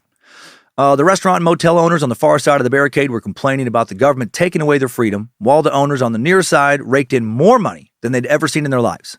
It was chaos, and the state government wasn't doing much to help. It had again closed Spirit Lake Highway, but none of the surrounding logging roads. People could buy maps at the gas station, go anywhere they wanted. Frustrations amplified by the press who were flying in helicopters onto the crater rim like it was a sightseeing tour. They made getting close to the volcano sound daring and adventurous, not dangerous. And then there was Harry Truman, an octogenarian who refused to leave his lodge on Spirit Lake. Truman had been running his lodge since the 1920s, since not long after his dad was killed in a logging accident. He and his wife, Eddie, hosted hundreds of people each summer. And Harry did not give a flying fuck about some theoretical eruption that might not even happen in what was left of his lifetime. He did care a lot about his home. 5 years earlier, Eddie had suddenly died after going upstairs to take a nap. Following her death, Truman's demeanor changed from welcoming to hostile. He was so angry and ornery, people regularly avoided him. He'd recently become known for swinging around a brick bat whenever visitors approached, threatening to take out anyone who crossed him in what he called a gangland hit. He'd become convinced that he was an important player in the Irish mob. Okay, maybe not the Irish mob stuff, but he had gone a bit nuts. The lodge was empty now, except for Truman and his 16 cats, which meant that he and the building smelled a lot like cat piss. The press loved this old, angry, stinky fella. He was money when it came to cantankerous sound bites. Harry loudly proclaimed to reporters, I stuck it out 54 years, and I could stick it out another 54, as he sipped from his glass of whiskey and Coke. He predicted the trees were somehow going to block the rock and snow from descending on him. He said, the mountain will never hurt me. When you live someplace for 50 years, you either know your country or you're stupid. I like this guy. But I'm not sure living in some place for 50 years or any length of time at all somehow makes you an expert in geology or volcanology. But, that's just me. That's just me in logic. That's just me in a basic understanding of how specialized knowledge acquisition works. Harry seems like he was fun to deal with. Sheriff Nelson thought he might have left if the papers hadn't written stories about him.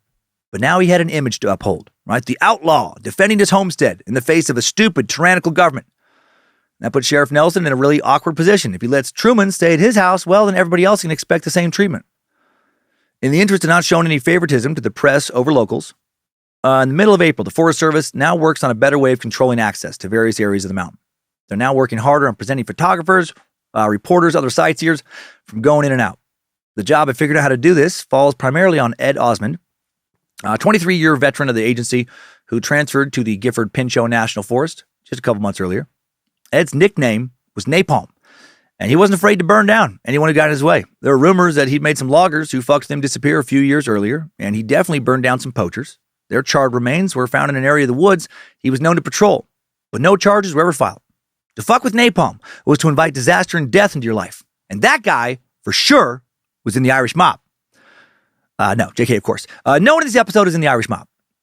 Pretty sure no National Forest Service employees ever had the nickname of Napalm either. Ed took a series of maps, started drawing lines around the volcano. He assumed that nothing would go past the high point of Mount Margaret Ridge, even if there was an avalanche or a landslide. He assumed that if anything came roaring down the mountain, it would fall primarily inside the basin. The line he drew crossed a section of the Gifford-Pinchot National Forest, as well as parcels of land owned by Weyerhaeuser, Burlington Northern, the railroad, and a few other companies. To the east of the volcano, Osmond and his colleagues carried the line down a ridge between Smith Creek and Bean Creek, figuring as on the north side that the ridgeline would block the force of an eruption. On the south, the line followed a road that provided access to some of the southern climbing routes to the mountain. He knew this line was probably a bit too close to the volcano, but putting it any farther south would place off limits some of the rich forest land being harvested by the Forest Service and private companies. The real problem was the western and northwestern sides. On those sides, Weyerhaeuser owned almost all the land outside the national forest. And the boundary between the national forest and Weyerhaeuser land, which ran north-south along a county line just to the west of the mountain, was less than 3 miles from the peak. Osmond didn't think he could legally draw a line that would be respected on Weyerhaeuser property, at least not on property that big. They couldn't force Weyerhaeuser to remove employees from land they owned. So on the western and northwestern sides, they simply followed the boundary between the national forest and the Weyerhaeuser property, based on no science. Everything inside that line, called the red zone, only scientists and law enforcement would be allowed inside the red zone. One problem with this all of this was that Harry Truman's lodge inside the red zone. They decided to make him the lone exception. Nobody knew how to get that ornery fucker out of there. Outside the red zone was another ring about 10 miles wide called the blue zone. Loggers and property owners could enter during the day, but only if they had permission. Except since the first line abutted Weyerhaeuser property, there was no blue zone on the west and northwestern sides. This made for a danger zone, weirdly squished on those sides. And by unfortunate coincidence, the bulge on the mountain was pointing exactly in those directions. Geologists, law enforcement personnel not happy with the danger zones. As Crandall later said, people wanted the zone to extend as far out as possible, as long as it didn't include their lands. Yeah, exactly. How indicative of human nature, right? Do whatever is best. Do whatever's best. As long as it doesn't fuck with me, of course. One state patrol captain put it this way: if this isn't Weyerhaeuser and county politics, it makes no sense at all. This doesn't read to me like a local issue, actually. This is more of maybe a cultural one, right? Nearly everywhere in America is like this. Do what you want to do, as long as it doesn't fuck with anything that I'm doing. Like, you could apply that mentality to so many divisive cultural issues that we've gone through in the past few years, right? Vaccine mandates, abortion laws come to mind immediately. A lot of people who have been anti-vaccine mandate under the argument of don't impinge on my freedom to do what I feel is right for my body have also been pro-abortion. And a lot of people who are pro-choice have also been pro-mandate. Both sides totally okay with regulating other people's bodies in way they see fit, but they sure don't like it when that same logic is applied to their bodies in ways they don't agree with. And I don't feel like Americans overall, speaking in general terms, of course, are real good at pulling back and looking at an argument from an opposing viewpoint. Also not great at understanding the concept of slippery slope. Not surprised at all that the locals reacted this way about Mount St. Helens. Even Washington State was eager not to have a danger zone on their state-owned land, since harvesting timber meant millions of dollars in revenue for the state. So they're like, yeah, we got to keep people safe. But no. But don't fuck with our land here. We got to make some money. And again, right, do the right thing as long as it doesn't pinch my wallet. Probably not fair to label that as an American attitude, by the way. Can't be too many cultures on Earth who don't have that attitude. I think it's just a human tendency. I for sure do it all the time in various ways. Only one person could legally extend the danger zones into Weyerhaeuser territory: the governor of Washington State, an interesting woman named Dixie Lee Ray. Would she? No, she would not. I liked learning about this meat sack. Born Marguerite Ray to a working-class family in Tacoma, she'd been a tomboy growing up, often called the Little Dickens, which gradually became Dixie. At 16, she legally changed her name to Dixie Lee Ray. She received a bachelor's degree in zoology from Mills College in Oakland, later a PhD from Stanford in biological science, worked her way through college as a puppeteer. That's right, a fucking puppeteer. It just came up earlier and coming up again. Janitor, waitress, house painter. She said, I missed a lot of sleep in those days, but never a class. Hail fucking Nimrod. Beautiful work ethic, dogged pursuit of one's dreams. Long also been an American cultural trait. One of the best ones, I feel. You can take it too far, for sure, and I have personally on different occasions, but damn do I respect someone willing to work their ass off to do what they feel is their calling, instead of just dreaming and talking shit, but never doing anything. The dreaming, that's the easy part. The doing, that's where most aren't willing to sacrifice free time for some grind. Also, I love that she was a puppeteer. I did not make that up. Dixie was a biologist on the faculty of the University of Washington for more than 20 years, then the director of the Pacific Science Center in Seattle, which was built for the 1962 World's Fair and had a profound influence on many science-oriented kids in the Northwest. 1972, Richard Nixon, the president, appointed her to serve on the Atomic Energy Commission, right? Tricky dick, didn't only make bad decisions. And she became chair of the commission the next year when former chair James Schlesinger was named head of the CIA. She'd always been adamantly pro-nuke, though her expertise was in marine biology rather than in nuclear science. She also had a tendency to say exactly what she thought, even if it wasn't right. Right? How many of us do that too? For example, there is no evidence that the survivors of the Hiroshima bombings have suffered any more cancer than anyone else, including the second generation. The problems facing the nuclear industry are largely raised by fears of the public, but we all know that fear requires ignorance. Okay, maybe not the best example, Dixie. Maybe should have made the sales pitch more about how nuclear power plants are not nuclear bombs, instead of linking the two there. She made headlines in Washington, D.C. for living in a motorhome in rural Virginia, wearing white knee socks, bringing her Scottish deerhound and miniature poodle to work. She was eccentric. And in 1975, she returned to Washington State and ran for governor. Never much interested in party politics, she only filed as a Democrat because the Republican slate was already full. I fucking love that. And she would win. During her time as governor, the never-married Ray lived in the governor's mansion with her dogs, although she tried to return to her mobile home on nearby Fox Island most weekends. And she quickly drew criticism from her new political party for conservative views, especially on environmental and energy issues. How dare she try and apply logic to individual issues and do what she feels is right instead of just following a party line?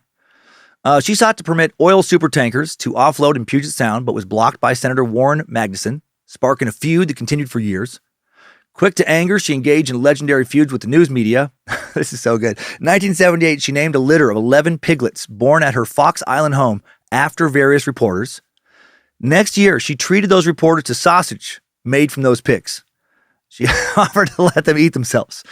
When the first eruption had occurred on March 27, 1980, Ray was addressing a meeting of Washington Superior Court judges in Port Ludlow, an old timber town on Puget Sound. I might just read you the note that has just been handed to me, she told the assembled judges with a grin. We have received information that Mount St. Helens has erupted at 12:58 today. I've always said for many years that I hoped I lived long enough to see one of our volcanoes erupt. Maybe soon I'll get a chance.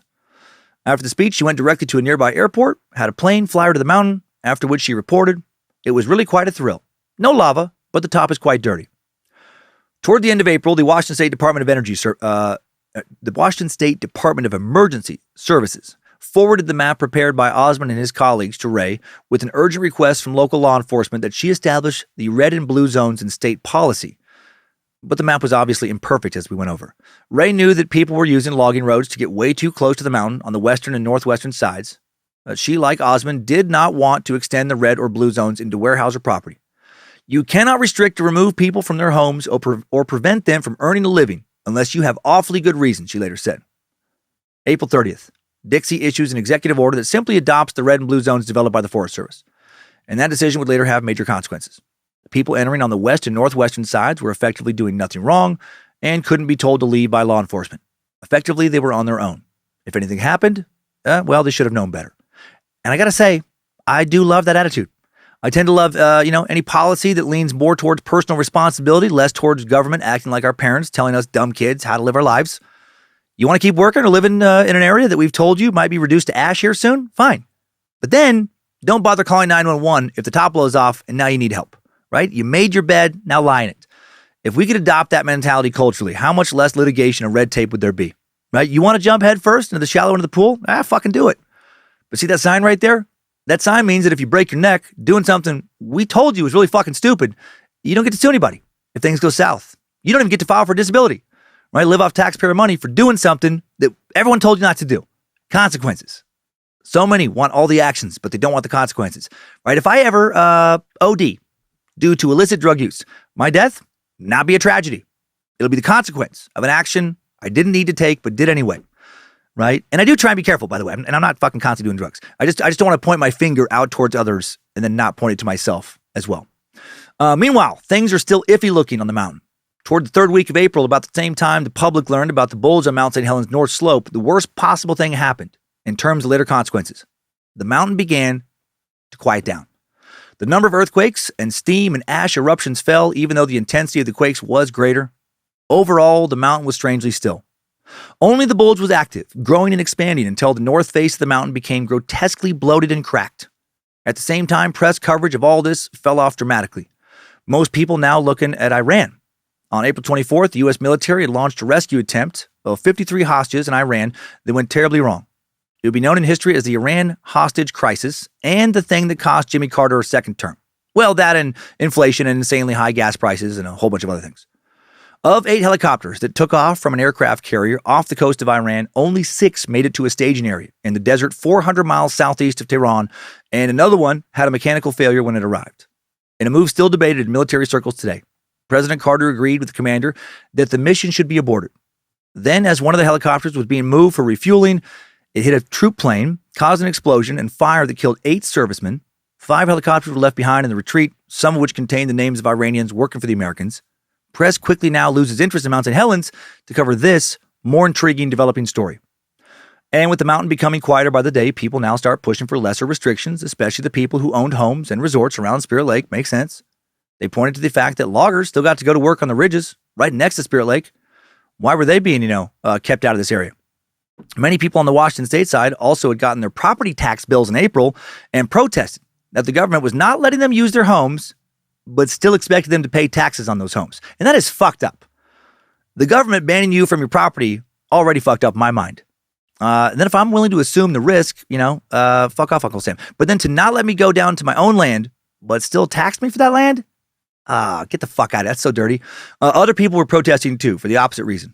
Loggers working for Weyerhaeuser could now see the bulge looming above them when the weather cleared, and they knew they were working in a very dangerous spot. The bulge could drop on them or on the roads that they used to get home every night, stranding them in a fiery inferno. If the red zone was dangerous for members of the public, why wasn't it dangerous for them? Very fair complaint. Washington State has a division of industrial safety and health, and in April, complaints from loggers began to arrive in the Longview office. But when the agency contacted Weyerhaeuser, the company assured them that they had a contingency plan that called for loggers to make their way to higher ground. And the Division of Industrial Safety and Health decided, well, that was enough. Senior Safety Inspector Les Ludwig would say to an Oregon newspaper that he thought the complainers were just trying to get unemployment benefits. I don't know, maybe some of them were. I didn't know them. Even, though it did end up blowing, there was also a good chance, based on available information at this time, that there would never be a major violent eruption in the near future. One of the crews working north of the mountain trekked daily over land blackened by ash. That made them nervous, understandably. As they worked, earthquakes shook the ground under their feet. Okay, that would scare the shit out of anyone sane. Shame on Weyerhaeuser, right, at that point. Go log a different area in the millions and millions of acres you own for a little while. These workers' only option to not be in danger was to take a leave of absence without pay. By the beginning of May, the U.S. Geological Survey was beginning to take seriously Barry Voigt's warning that the Timberline parking lot was now a very dangerous place to be working. The cold water observation post where geologists had been monitoring the mountain seemed too far away to provide a timely warning. Early in May, Weyerhaeuser bulldozers removed the snow from a logging road on a ridge just north of the mountain. A clear cut from the top of the ridge, just 5.5 miles from the summit, provided an unobstructed view of the volcano and its bulging northern flank. To this clear cut, the geologists hauled a small white trailer, equipment for monitoring the mountain, a radio, and some director's chairs, and they named it Coldwater 2. Coldwater 2, just a few yards from the red zone line running along the top of the ridge. But a colleague of Rocky Crandall's had done an analysis of the ridge and had concluded that except for airborne ash deposits, it had been untouched by every eruption in the last 38,000 years. Still, some of the geologists thought it still wasn't a good spot. At the beginning of May, one of them contacted the Washington State National Guard to ask if the survey could borrow an M113 armored personnel carrier, essentially a tank on caterpillar treads, that would be placed next to the trailer, right? That they could fucking go in and hide if shit got crazy. A note accompanying the order said that in case of violent explosion, winds with debris could reach 100 miles an hour. On Thursday, May 15th, a story about Harry Truman is now featured in the Longview Daily News. Pictures showed him at an elementary school in Oregon. Day before, he'd been helicoptered to the school by National Geographic for a story. When he landed, all 104 of the school students stood outside holding a giant banner that said, "Harry, we love you." Oh boy. He proceeded to tell them about his half-century at the lodge and why he would never leave. When one of the students at the school asked if he knew when the volcano would erupt, he replied, "I wish I did because I would run. I'm going to tear down that hill as fast as I can." Sheriff Les Nelson tried to talk to Harry that afternoon after he returned home. Drove up Spirit Lake Highway, parked outside the lodge. He'd been hearing that Harry was ready to leave. Had some friends that he had told some friends that the earthquakes were keeping him up at night. A few days earlier, the sheriff had scrambled to send a helicopter to the lodge when a Seattle news crew told him they'd found Harry in a broken down and emotional state. But inside, Truman seemed triumphant. He'd gotten a letter from Governor Dixie Lee Ray that read, "Your independence and straightforwardness is a fine example for all of us, particularly for senior citizens. When everyone else involved in the Mount St. Helens eruption appeared to be overcome by all the excitement, you stuck to what you knew and what common experience and sense told you. We could use a lot more of that kind of thinking, particularly in politics. I get a fair amount of criticism for calling things the way I see them. I'm glad someone like yourself got credit for the same approach." Well, he got lucky, but Sheriff Nelson pleaded with Truman to leave, but the answer was no. That Thursday, John and Christy Killian are making plans to go camping over the weekend at Fawn Lake. It will be perfect weather. Highs in the 60s, lows in the 40s, clear and cold. We met John earlier, if you recall. The lake will be full of fish. They'd be getting a couple days to fish it for themselves, right? What could be better than that? Well, boy, were they in for a huge fucking surprise. The next day, May 16th, concerns of some of the loggers come to a head. The geologists are now saying that a landslide is inevitable, right near where the loggers are still working, right? That big old bulge.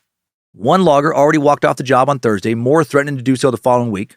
That morning, a safety representative for the International Woodworkers of America, a local named Joe Hembry, drove up to the South Fork of the Toutle to talk with a group of about 50 disgruntled loggers who were working within 5 miles of the mountain's base. Several weeks earlier, the company had promised that it would develop an evacuation plan for each logging district. But in many cases, Hembry found either the plans had never been developed, or if they had not been communicated to the crews. Still, Hembry urged the loggers not to walk off the job despite the danger. He told them, "We got the best experts in the world. Supposedly, you're going to get 2 hours notice. But all I can tell you guys is, if it blows, it blows. Who's to say it won't happen tomorrow or 10 years down the line?" That same day, the owners of the 80 or so cabins around Spirit Lake are now in open revolt. Rumors have circulated that they are going to form a caravan the next day and drive to the roadblock to protest. Patrol cars are assigned to the area in case it becomes something like a riot. Also on Friday, John Killian calls Leroy Bain, who had been the best man at his wedding, to see if he and his wife wanted to come fishing with Christy and him over the weekend. All the lakes that had been in the closed-off red zone were now open, and since nobody had been up there all spring, there was bound to be plenty of big fish. And I gotta say, that does sound pretty fucking awesome. I might have been the idiot that went into the red zone with him for the same reason. Leroy's wife, Elna, had a cold, so they didn't come. How lucky. On the morning of Saturday, May 17th, John and Christy stopped by the house where John's sister and her husband lived to pick up some fishing gear. John had always been close with his 3 sisters, and his sister Charlene was now worried that the mountain was too close to Fawn Lake. John reassured her that all was fine. He promised to wear a new jacket and some waders he had bought that were 100% lava-proof. Says so right on the tag. Guaranteed to protect you against temperatures up to 2,500 degrees Fahrenheit. Obviously not true. How cool would lava-proof waders and jackets be, though? Make some gloves, masks out of the same material. Suddenly being a firefighter, well, got a whole lot less dangerous. Meanwhile, the protesters arrived in a parking lot to begin their caravan on Saturday morning. They learned that the governor would allow them to go to their cabins if they filled out a waiver and left the area by 6 p.m. Why not let them sign a waiver saying they relinquish their right to evacuation assistance in the event of an explosion? Let them do what they want. These extra bodies were adding to a growing problem. By this point, it had become obvious to local law enforcement personnel that the red and blue zones Dixie Lee Ray had established at the end of April were inadequate. The woods on the western, northwestern, northern sides of the mountain were full of people who were working, camping, fishing, trying to get a good look at the volcano. Because they were not technically inside the red or blue zones, police officers could not cite or find them and had no authority to keep them out of the area. Weyerhaeuser had always kept most of the gates to its logging roads open, but now if shit went real wrong, some of these roads might not be enough, so a new system is needed. Working with Weyerhaeuser, a new plan is drawn up. It would extend the blue zone 11.5 miles to the west and 7.5 miles to the north. It would also move the roadblock farther down the Spirit Lake Highway to right above Weyerhaeuser's Camp Baker. The new proposal would actually make it easier for loggers, reporters, and property owners to get into both the blue and red zones. The media would be allowed into the red zone on a helicopter, as long as they didn't land above the tree line. Loggers could get permits to log in the red zone, whereas before they had been allowed only in the blue zone. Main effect of these new zones would be to get the public out of the areas, west and north of the volcano. Sheriffs would have legal authority to cite people who entered the area. Weyerhaeuser would get the cars and campers off its logging roads, out of the way of its trucks. Seemed like a good compromise. Sent it off to the head of Washington State's Department of Emergency Services for approval. State officials knew that the local sheriffs were right, but they delayed for a day while typing up the order and making sure that Weyerhaeuser had bought into this plan. Sheriffs were ready on Friday the 16th to move the roadblock and post a new blue zone before a weekend of warm and sunny weather, but the order never came. Not until Saturday morning, the 17th, that officials hand-delivered the order to the governor's office for her signature. But that weekend, Dixie Lee Ray was attending a Rhododendron Day parade in Port Townsend on the Olympic Peninsula. The new blue zone would have to wait until Monday the 19th. Spoiler alert, if you forgot, when the volcano explodes, that's going to be too late. Also, why the fuck has there ever been a parade thrown for rhododendrons, just anywhere? They still do this in Port Townsend, by the way. This year's parade, Saturday, May 20th, starts at 1 p.m. sharp. Part of a whole week of events. There's going to be a spaghetti feed at the Elks Lodge from 5 p.m. to 7. You should attend it, unless you hate everything that is good and right with the world. I love a spaghetti feed. Seriously, why does pasta make you fat? What a dirty trick! Back to May 17th, that afternoon, Rob Smith and his girlfriend, Kathy Paulson, leave the lodge the Smith family owned near the cabins and drove the rest of the way up to Spirit Lake Highway. To see their buddy Harry Truman. Truman was watering his lawn when they arrived, getting the lodge ready for summer tourists. Smith helped Truman sharpen his saw so he could cut some more firewood. 83 years young, still cutting firewood. I love it. Reminds me of Papa Ward. Papa Ward, Papa Ward didn't have all the cats. I do love Harry in this story. Dude just wants to keep living the life he's led for so long. A police sergeant who was also visiting Truman gave him a bundle of mail, including letters from school children who had read about his refusal to leave the mountain. Truman's eyes teared up when he saw the letters. Some of his visitors that afternoon thought he was just being sentimental. Others thought the strain of holding out at Spirit Lake was getting to him. As his visitors left, Truman told them to keep a stiff upper lip. By 6 p.m., the protesters who'd gathered that morning were in their cabins, gathering their personal belongings with another group set to be allowed up the following morning. They were escorted out that night, the highway re-barricaded behind them. Most of the geologists were away that night now that the volcano had quieted down. One who wasn't was a graduate student named Harry Glicken, staying up at Coldwater 2. He was monitoring the bulge. He wondered, was it hard? Was a massive eruption boner hiding under the dirt? Was it going to lava come all over everyone for miles around? Was it going to lava come all over poor Harry Truman's face and chest and ass? Okay, maybe he wasn't wondering that. Glicken had to leave for California that evening to talk about the graduate work he was starting in the fall, and the Geological Survey now needed someone else at Coldwater 2 to keep an eye on the volcano. So lucky for Glicken. A geologist named Don Swanson, who had been working at the Hawaiian Volcano Observatory on the Big Island before Mount St. Helens became active, agreed to go. Unlucky for him, but maybe not. After a meeting, Swanson sought out Dave Johnson in the hallway. Could Dave fill in for him for that evening?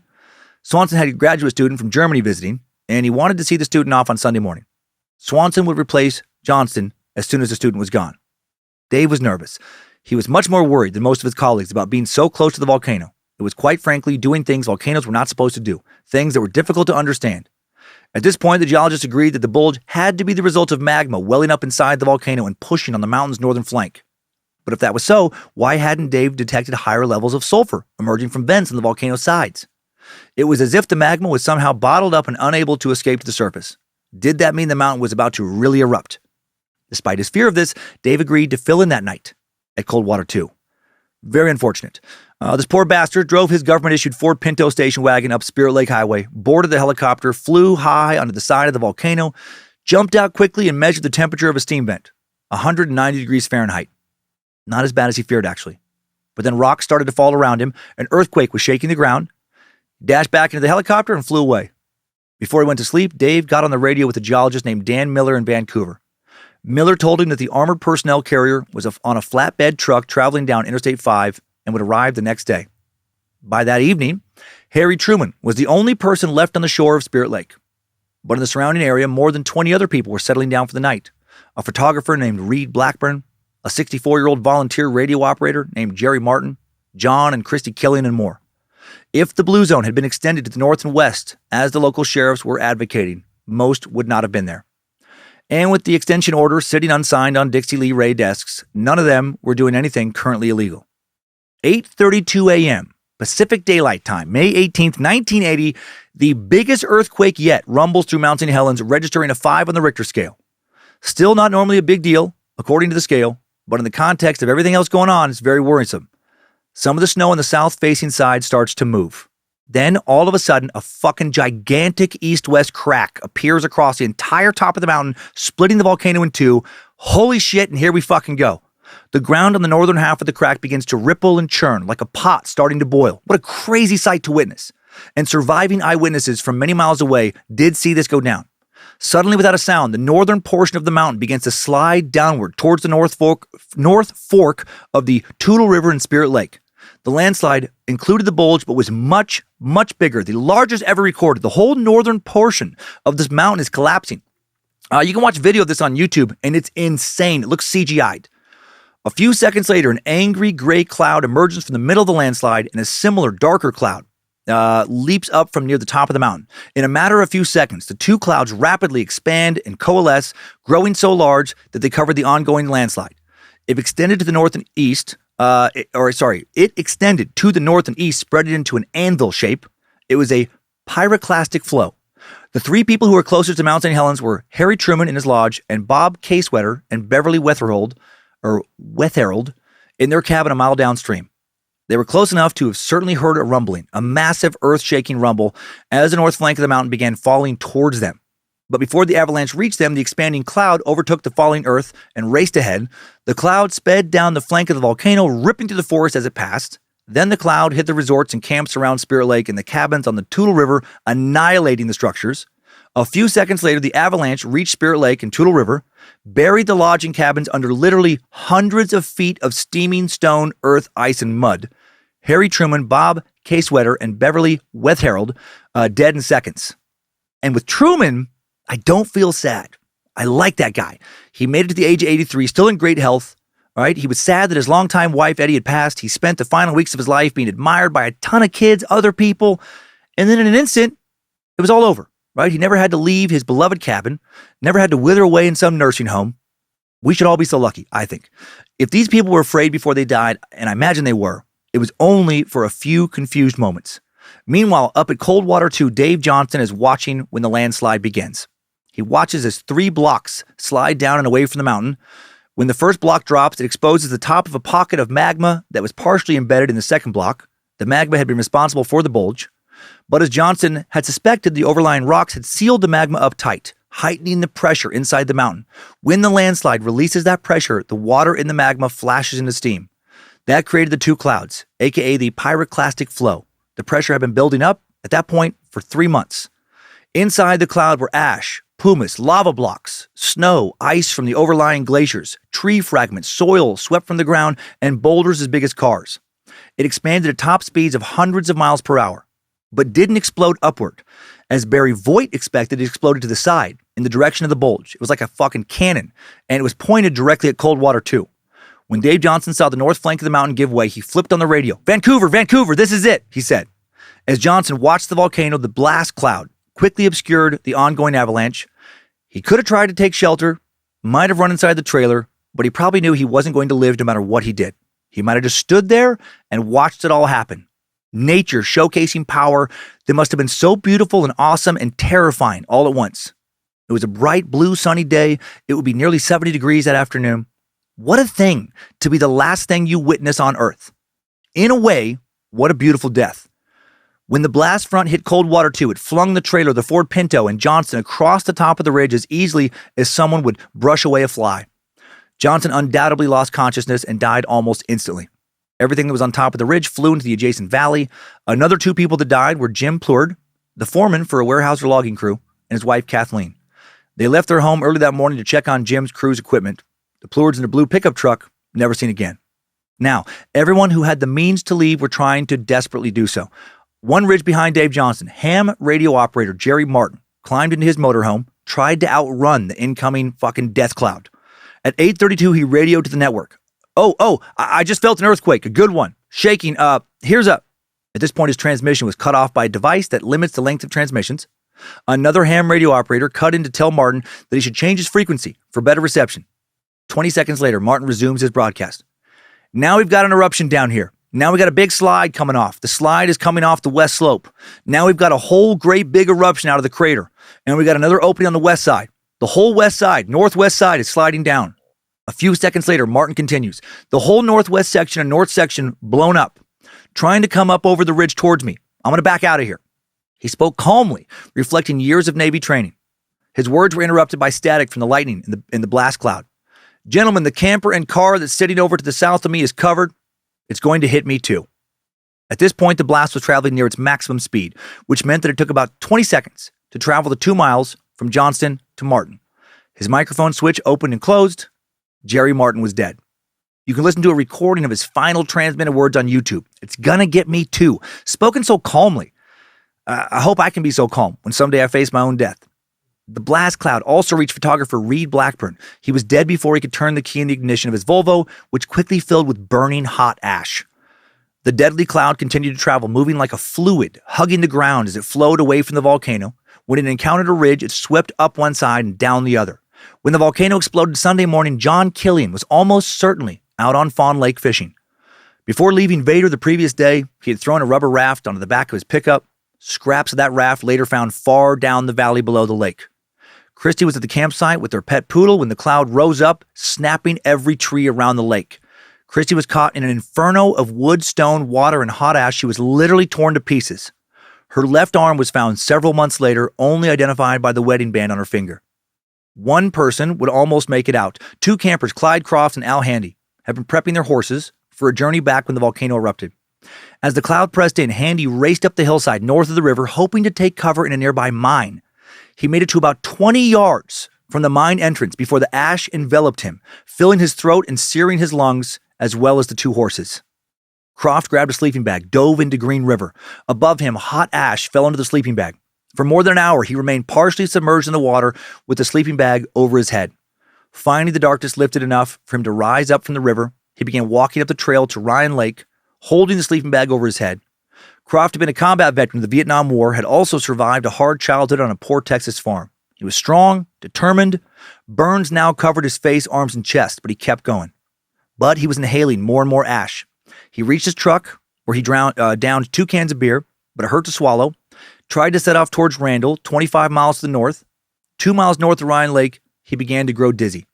He weaved from side to side as he walked, he was unable to get the vehicle going. He came to a large uprooted tree, tried to climb over the tree. Too large and he was too weak. Dropped to his knees, began digging through hot ash, forming a tunnel so he could crawl underneath. He fucking did it. Dug his way underneath that tree, made it to the other side, got back on his feet, kept walking. Finally made it past the blown down trees, tractors and other machinery parked on the sides of the road. He got into one, turned the key in the ignition, but the tractor wouldn't start because of the heavy ashfall. All the vehicles are unusable. He gave up, continued walking down the road. For 3 more miles he walked. If he kept going, he would make it, but he had to rest. He had walked 8 miles, badly burned with lungs half full of ash. He moved to the side of the road, laid his sleeping bag in the ditch, wriggled inside, rested his head on his arm, and stopped breathing. His final moments later reconstructed by the condition of his remains and the tracks he made through the ash.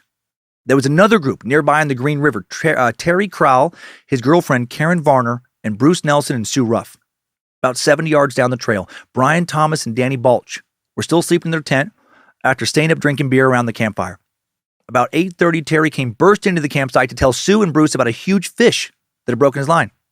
As Sue rose to get a pack of Camel Lights from the tent, she noticed a small plume of smoke rising above the southwestern tree line. Suddenly, their campfire shot sideways and the clouds above them turned from yellow to red to black. Hurricane-force winds blew through the trees. Terry ran to the tent where Karen and the dogs were sleeping and jumped inside. An instant later, a large tree fell directly on top of them. Bruce wrapped his arms around Sue. They were standing between 2 large Douglas fir trees. All around them, trees are falling, creating big booming sounds like cannons being fired. The tree standing next to them fell, and the couple toppled into the hole where the roots had been. Above them, falling trees partially now cover the hole. They are engulfed by darkness. They're terrified, but still alive. Nearby, both Brian and Danny had gotten out of their tent when they sensed something was wrong. Instantly, they were hit by the cloud. Brian was buried by ash, branches, and debris. Danny was hit by scorching heat. He reached out to try and grab onto something, screamed in pain as the skin on his hands fucking melted. In the root pit farther up the trail, scalding ash now falling on Sue and Bruce. They had to dig the chalky gray grit from their mouths with their fingers. They pulled their shirts over their heads to protect themselves, to keep from inhaling too much ash. They felt themselves getting cold, sleepy, and nauseous, though whether because of gas in the blast cloud or shock, they couldn't tell. After 15 minutes, the sky lightens, but there are still random chunks of debris falling outside. Sue and Bruce climb out, gagging on the air, call out to their friends, don't hear a reply. Bruce says, if we get out of here alive, you're going to marry me. And Sue agrees. It's like a fucking movie, but it's real life. Danny, meanwhile, stumbling through the woods when he felt something grab his leg. It was Brian. They heard Bruce and Sue calling for them, and Danny shouted out in response. Out of the gray fog, Bruce and Sue appear. Sue looks at Danny. His skin hung from his hands like a burnt marshmallow, and his fingers are fused together. Jesus, it's like a horror movie. They tried to get Brian to stand, but his hip is broken. He can't walk. For the next hour, they struggled to get Brian to a dilapidated shack on the Green River Trail near the campground. They had to lift and roll their friend over dozens of downed trees. Trying to figure out their best chance for survival, Bruce, Sue, and Danny leave to find help. They begin trudging down Road 2500. They hike for an hour and a half, making only 2 miles. Eventually, they had to leave Danny, who was slowing them down. Several miles later, they come across Grant Christensen, age 59, who was walking on Road 2500 after driving into the Devastation zone earlier the day to try to recover some of his brother's tools from Weyerhaeuser's Camp Baker. The three now trudge on. They're about to stop for the night. when they hear a helicopter. The crew thankfully sees him, lands nearby. Bruce and Sue tell the crew about Brian and Danny. The crew doubts that they're still alive.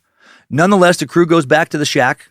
Brian, no longer there. He'd become convinced that he was going to die if he stayed there, so he tried to literally crawl down Road 2500. The crew finds him that evening. He's still alive. He'd only made it about 200 yards from the starting point. They fly him to a hospital in Longview. Farther down the river, Danny tries to keep moving. His feet badly burned, but so he's walking in the water, and suddenly he hears a voice saying, "Hey, survivor." It was a logger named Buzz Smith, which is a great logger name, and his two sons. When the blast had rolled through, they'd huddled under a sleeping bag in a fallen tree while debris rained down around and on them. When they met Danny, Buzz put some tennis shoes from his pack on Danny's feet and gave him a fruit roll-up. Fucking classic Buzz. Always carrying around fruit roll-ups. The four of them continue walking. Over the next 3 hours, they walk 3 more miles to where Road 2500 crosses the Green River. Buzz finds a seep of fresh water in the riverbank. The four of them drink deeply. As Danny drinks, water oozes from his neck because his skin had been fucking burned off. He had holes in his neck. How is he alive and moving? Our bodies, combined with the strong will to survive, man, they can do some amazing things. 100 yards past the bridge at about 7:30 in the evening, a National Guard Huey flies over them. Lands farther down the road. A crewman carries Smith's sons to the helicopter while the two men trudge the rest of the way themselves. Danny had walked nearly 9 miles on severely burned feet. Hail Nimrod, that guy's a fucking champion. Before a helicopter now takes him to Longview Hospital. Meanwhile, on the geologist side, about an hour after the initial earthquake, Don Swanson, the man who's supposed to be at Coldwater 2 the night before, is flying at an elevation of 11,000 feet south of the mountain. Swanson could not believe what he has seen. A thick column of black ash has spouted from the top of the mountain, towers many miles above the plain. At one point, the wind blew a veil of dust and ash away from the mountain's rim, and what he saw was horrific. The top of the volcano was totally gone. The mountain was over 1,000 feet lower than it had been before the eruption. The ash streamed from an immense crater that extended towards the north, though Swanson couldn't see how far. The forest on either side of the ash cloud had been leveled. He realized Johnson must have been dead. He could see that hundreds of feet of debris covered the ground. He wondered who was going to help look for survivors in all this mess. Purely by coincidence, 2 reserve units are conducting training exercises now near Mount St. Helens. The 304th Aerospace Rescue and Recovery Squadron of the U.S. Air Force Reserve, training near Mount Hood, about 60 miles south of the volcano. The 116th Armored Cavalry of the Washington Army National Guard was trained at the Yakima Firing Center about 90 miles east. The National Guard unit was on call in case anything happened with the volcano, while the cabin owners were retrieving their possessions later that day. But no one was prepared for what was actually happening. When the response began, it was largely improvised. They took helicopters through the area, trying to spot survivors. Sometimes they saw cars, had to drop down and see if anybody was inside. When people were inside, they were dead. When they touched one woman's skin, it literally slid off of her body. She was seated in the passenger seat next to her husband. Their names were Fred and Marjorie Rollins, retirees from Hawthorne, California. A parajumper grabbed Marjorie's purse to stash Fred's wallets inside of it. When he opened the purse, it was full of bags of cocaine and wadded up paper money. Weird and pretty fucking awesome. I hope those two, both in their 50s, were high on so much coke when the volcano erupted. I hope if they knew there was no chance for survival, they spent the last minute or so of their lives snorting all they could snort, so that by the time the blast hit them, they were both high and numb as fuck. That would be a good way to go out, right? Getting so fucking high while watching a massive volcanic eruption. Just your OD before the blast hits you. Most of the rescues that day took place to the northwest of the mountain, where the blast cloud's effects were the most severe, and where the absence of danger zones had drawn visitors. Some of them, the ones furthest away, had managed to escape to Randall, where they huddled in basements to wait out the ash. Others died, usually instantly, either from breathing in ash or the force of the blast. But those weren't the only dangers. When the volcano erupted that morning, water from melting snow and ice poured into the South Fork of the Toutle River, which is over a tall ridge from the North Fork. The flood swept down valley, hit Weyerhaeuser's 12-road camp about 10:30. There, it carried away trucks, loaders, railroad cars, crummies, buildings, and thousands of logs waiting to be sorted and shipped to sawmills. So much power. The logs formed an immense battering ram that devastated some structures downstream. Took out Weyerhaeuser's railroad bridge across the South Fork, swept up riverbanks where the river curved, snapping off trees, adding them to the flow. 2 young people are swept up in this insane fucking shitstorm. Venus Durgan, 21, and Roald Reeton, 20. When the flood started, they ran to their car, but quickly that sank below the rushing water, and they had no choice now but to grab onto some logs. The logs were so tightly packed that Roald could remain upright on the one he was riding as it carried him as fast as hell downriver. It was like he was on one of the world's, the world's most intense water park ride right now. Just unbelievable. The log soon shifted and his right leg was crushed. He struggled to free it but couldn't. If only there were lifeguards who could have stopped the ride for him. The log shifted again. His leg is freed. At almost that same time, he sees Venus's hand in the mud ahead of him. Injured leg and all, he leaps to another log, reaches for her. Twice he grabs for her arm and pulls. Both times the rolling and bounding logs tear her away. But moments later, he sees her floating between the ends of two sawed logs. Her face is covered in mud. Only her eyes are visible. If the logs come together now, she's going to be crushed. Thankfully, the logs separate. Roald grabs her hand, able to keep hold. Together, they pull themselves across the tumbling logs.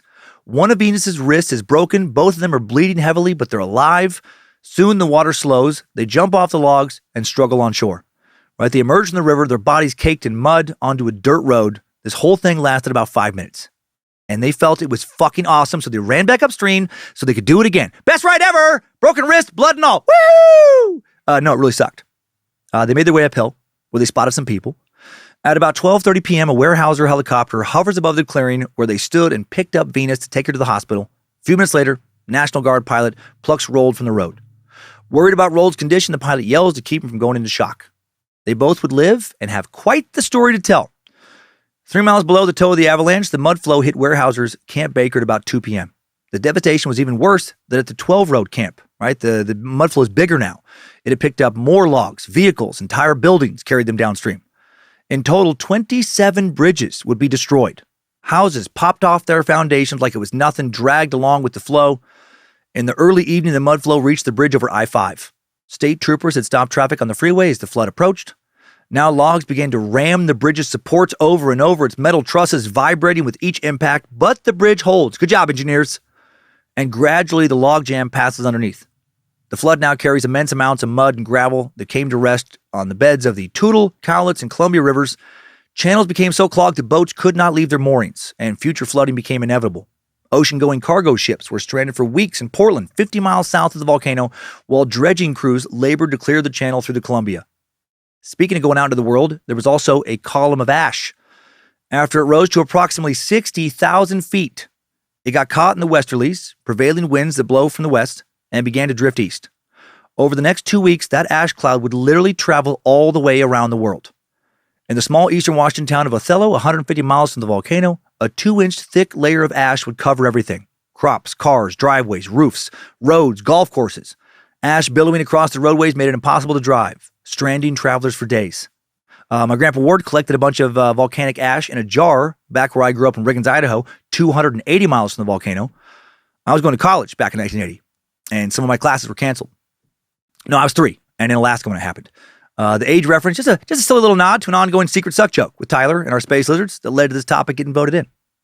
Ash clouds contain powerful electric charges, and people miles away felt their knives, axes, even braces zing with electricity.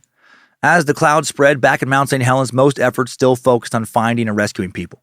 By the end of the day, the helicopter pilots had flown 138 people, 8 dogs, and, so random, 1 boa constrictor to safety.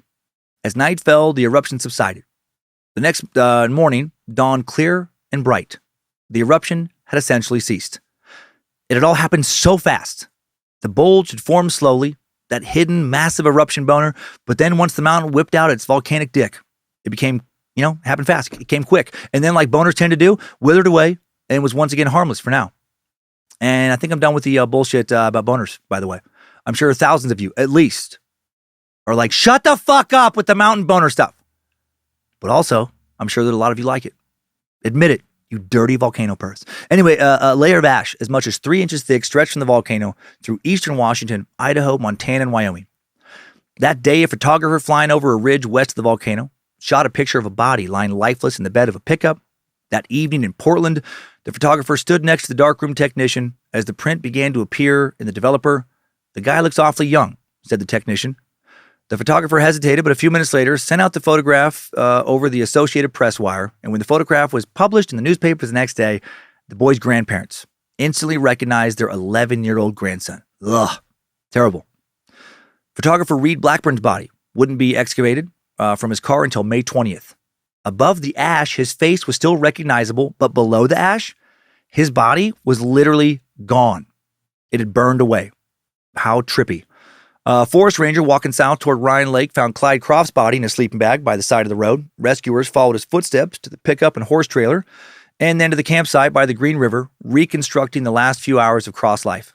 At the campsite, they also found the bodies of Al Handy and the 2 horses. Meanwhile, Governor Dixie Lee Ray was trying to deflect blame onto the victims. Many people chose to remain near the mountain, despite repeated warnings, she said in a press conference the Tuesday after the eruption.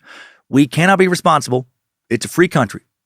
Maybe not the most popular opinion, but also, I don't think she's wrong. On Wednesday evening, President Carter arrived from Washington, D.C. to view the devastation. His convoy greeted at the airport by Governor Ray, Governor Vic Atia of Oregon, and Washington State U.S. Congressman Don Bonker, whose district included the area west of the volcano. Then the entire entourage made its way across the Columbia River to Forest Service headquarters in Vancouver, where the president received a briefing from Mount St. Helens researcher Rocky Crandall and other officials. Crandall warned that the volcano could erupt explosively again, especially once it built up a new cone of eruptive material. President Carter, former nuclear engineer, asked if the power released by the volcano that Sunday was in the 50 megaton range. Crandall responded that it was between 1 and 10 megatons, still greater than anything in the American nuclear arsenal. Carter would go up in a helicopter to see the extent of the devastation, and about it he would say, "Somebody said it looked like a moonscape, but the moon looks like a golf course compared to what's up there. The ash is several hundred feet deep. There are tremendous clouds of steam coming up. There are enormous icebergs, big as a mobile home. A lot of them are melting, and as the icebergs melt, the ash caves in and creates enormous craters. There are a few fires about on the edge of the ash flow where logs are still exposed. It's an unbelievable sight." President Carter would basically also repeat Dixie Lee Ray's statements about the victims, saying one of the reasons for the loss of life that has occurred is that tourists and other interested people, curious people, refused to comply with the directives issued by the governor, by the local sheriff, the state patrol, and others. They slipped away around highway barricades and into the dangerous area where it was well known to be dangerous. On May 22nd, Sue, Ruff, and Brood Nelson go on the Today Show to talk about their escape from the volcano, after which they had lunch with their interviewer, David Burrington. This is happening not too far from the volcano. They tell them that they had been trying to get the rescuers to search for some of their friends, Karen Varner and Terry Kroll, but that the requests were being ignored. Well, Burrington now charters the helicopter and puts Ruff, Nelson, and the camera crew on board and heads for the campsite. But the helicopter is ordered to land at the operations center in Toledo before it could head up to the Green River. For 5 hours, they wait for permission to fly up to the camp. Finally, Burrington and Nelson, followed by a cameraman, corner 2 search officials. And Burrington says, "If you don't let these kids look for their friends, we'll put you on national television and make you look like the assholes you are." Fucking David Burrington, not messing around. Good on him. Hail Nimrod. Shortly after the helicopter takes off, they spot a dog and 3 puppies running around in the ash, which belonged to Karen. Wonder, could their friends have survived as well? Sadly, no. They eventually find their tent. Terry was lying on his right side, his arm around Karen. They both had been crushed by a tree that had fallen on their tent. Damn.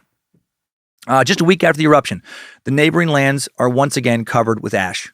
Somewhere in the night between Saturday and Sunday, the mountain erupts again, not nearly as powerfully, while the wind is blowing from the east. A gray rain mixed with the ash drips from the branches and leaves. Meanwhile, geologists are still mourning the loss of Dave Johnston, but they have work to do. The exploded volcano had actually given them a unique opportunity. In the walls of the ripped open volcano, geologists could read the layers of deposition and destruction like the pages of a book. The landslide had created a strange landscape that bore an unexpected resemblance to landforms near other volcanoes around the world. Most interesting, the eruption had scoured the land of living things in a vast tract north of the volcano. Biologists were eager to watch life recolonize the blast zone, to learn how the Earth can recover from even such severe devastation. Also, with the help from the federal government, a cleanup effort begins. The U.S. Army Corps of Engineers wants to start building dams to hold back sediment before the fall rains start. Other environmentalist groups are working to have the area preserved, which means creating new jobs, replacing at least some of those that were lost with logging operations and mills shutting down. But it was hard to get anything done when a fear of another eruption looms large. And there would be more eruptions. There would be 3 more after the May 25th one, June 12th, July 22nd, August 7th. They released less ash than on May 18th, but more than during the pre-May 18th eruptions. September of 1980 now, Weyerhaeuser, other logging companies begin salvaging trees from the blowdown zone. The companies argued that if they did not remove the downed trees quickly, the wood would rot or be consumed by insects or burn in a fire, and they weren't wrong. The Forest Service agreed, already was signing emergency contracts to salvage the trees on federal land. Weyerhaeuser planned to have more than 1,000 men in the woods by the following spring, removing the 68,000 acres of fallen timber on Weyerhaeuser land. Within 2 years, the job would be done, and new trees could be planted to prepare another crop for eventual harvest. Well, conservationists did not like this plan. They knew that once the trees were removed, it would be harder to protect the land. Biologists and tourists who wanted to learn from the explosion wouldn't be able to experience that. Weyerhaeuser would be back in control, just as it had been before the eruption. And just like before the eruption, the work carried out by loggers was dangerous. Raising and loading the ash-covered timber raised clouds of dust that threatened to choke anyone nearby. One logger said, "It was like going to the land of Mordor. It wasn't just the volcano that gave us a feeling of dread. The whole gray, lifeless landscape made us apprehensive. Whenever a job came up in the red zone, we'd say, oh no, back to Mordor, and think all kinds of excuses not to go into work that day." I love that this logger was a Lord of the Rings guy before the movies came out. Despite the logger's discomfort, by October, Weyerhaeuser was running 300 fully loaded trucks out of the blast zone each and every day. And I mean, you know what? It was their land. Land they did have legal logging rights to. In January of 1981, several conservation groups come together as the Mount St. Helens Protective Association to create a plan for preserving the area around the mountain. The plan calls for a 216,000-acre monument that will protect everything of geological, scenic, recreational, and ecological interest around the mountain. The plan will still allow most of the downed timber to be salvaged, but proposes that thousands of acres of other downed trees representing millions of dollars of potential profit be left in place for scientific research and tourism. Washington state officials, the Forest Service, and logging companies all united in opposition to this proposal. Back to the drawing board. After a lot of back and forth, in July of 82, the House of Representatives passes a bill that protects 115,000 acres of land around Mount St. Helens. A few days later, Senate passes a bill that protects 105,000. There would then be a conference to reconcile the two bills, and the final bill in August would call for a monument of 110,000 acres. Weyerhaeuser would cooperate. It and Burlington Northern traded away about 32,000 acres of land inside the boundaries of the monument in return for 7,400 acres outside the protected area. And on August 26, 1982, President Reagan signs this bill into law, and you can still visit the Mount St. Helens National Volcanic Monument today. Now there was a bit more fallout to deal with, some lawsuits. Weyerhaeuser, as well as the state of Washington, would be the recipients of a lawsuit on behalf of the Killian, Plural, Blackburn, and Crowell families who filed wrongful death suits. Both the state and the company were accused of failing to inform the public of the obvious danger posed by the volcano. After extensive fact-finding and legal back and forth, the case goes to trial in 1995, with Washington having been dropped as a defendant. A superior court ruled that Dixie Lee Ray had made a legitimate policy decision, but Weyerhaeuser could still be potentially held liable.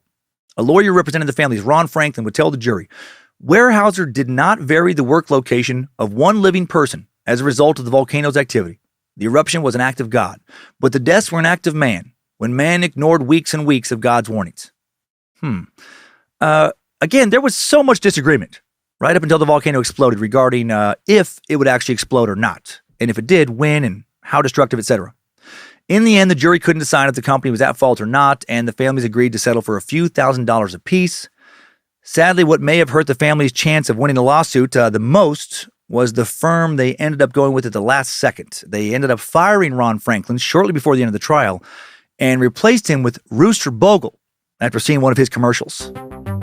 Hey, it's me, Rooster Bogle. I'm kind of a lawyer. Have you or anyone you know ever been completely destroyed in a volcanic explosion? Are you very burnt and dead right now? Is someone you know very burnt and dead? Has a massive eruption boner of lava came all over you or anyone you know's face, chest, or ass? It's time someone pays. Volcanoes have money, a lot of it, probably hidden in caves and guarded by goblins. And I'm willing to get it for you, or at least find someone else who can go get it. I won't get it personally because I'm pretty scared of volcanoes. You know the volcano's guilty. I know the volcano's guilty. You got cock-a-doodle-doomed. And it's time to call the rooster. Call 1-800-GUILTY with 2 Y's. And call quick. I'm about to violate my parole again, so we don't have much time. That was fun for me, at least. I'm still thinking about the rooster from last week, and was just looking for any excuse to throw him in this week. Again. And that was it. Moving on now. What did the scientists involved in all of this, those who lived, what did they take away from this? They, of course, were devastated. Not only by the loss of life, but that they had spent so long trying to monitor the volcano and still hadn't been able to provide a meaningful warning. We'd failed, said Steve Malone. For 2 months, we'd counted and located thousands of earthquakes, looked for changes to anticipate an eruption. Then it just happened. It killed many people. It killed David Johnston. We could hardly work. They were particularly upset about the failure to discuss the lateral blast as a distinct possibility. Lateral blast, not well understood at the time, but Crandall and Molyneux had included the possibility in their report, as, Barry Voigt did in his. But so many possibilities were in the report, so many that it was clear no one really knew what would happen. The experience would pave the way for geologists to understand volcanoes better going forward, be able to make better predictions. More funding would be funneled into volcano studies in the U.S. following the blast. After the explosion, the U.S. Geological Survey created the position of information scientist with experience in press relations to convey information in layman's terms to the public. Also created the standardized volcanic activity alert notification system, which uses the same advisory, watch, and warning labels that the National Weather Service uses for hurricanes and tornadoes. Preparedness plans and exercises with emergency planners also now became standard. And of course, as technology has gotten better, more technology for the study and monitoring of volcanoes has developed. Global Positioning System Instruments, a technology known as LIDAR, for light detection and ranging, and digital, it's a it's like photography, but with grammetry in it. It's photogrammetry. There we go. Can measure ground movements with an accuracy that would have astonished the geologists who worked around Mount St. Helens in 1980. Computers in the field can now process data, analyze signals, and model eruptions, mud flows, ash falls, and climatic effects. With this technology, geologists have been able to predict a few hours or days in advance most all of the smaller volcanic eruptions that have occurred since 1980. Okay, now before leaving the timeline, a couple more things about Mount St. Helens. Between the eruptions of May 18th, 1980 and the end of 1986, about 20 separate eruptions of Mount St. Helens built a new lava dome that rose hundreds of feet above the crater floor. Then the volcano was once again dormant. Then Mount St. Helens became active again in 2004. On March 8, 2005, a 36,000-foot plume of steam and ash was expelled from the mountain, accompanied by a minor earthquake. Another minor eruption took place in 2008. Though a new dome has been growing steadily near the top of the peak and small earthquakes are still frequent, scientists do not expect a repeat of the 1980 catastrophe anytime soon. But someday, it's probably going to go off again. Just like someday, other volcanoes will go off. Maybe right now, some volcano you don't even know about has a bulge growing. And you know what's inside that bulge? That's right. Something I said I wasn't going to talk about again. But sometimes I lie about stuff. Maybe a massive eruption boner is about to grow. Right now, it just feels a bit tingly. Just stirring ever so slightly. Right now, it's soft. It's weak. But soon, maybe next week, it might be so fucking hard and strong. And there's going to come lava all over you and everybody and everything you love. I want you to think about that when you try to go to sleep at night. I want you to pray to baby Jesus or whoever else you pray to, or just beg the universe or whatever to please not bury you and your family in super hot, and not hot in a sexy way, molten lava cum. And with that, let's get out of this timeline. Good job, soldier. You made it back. Barely.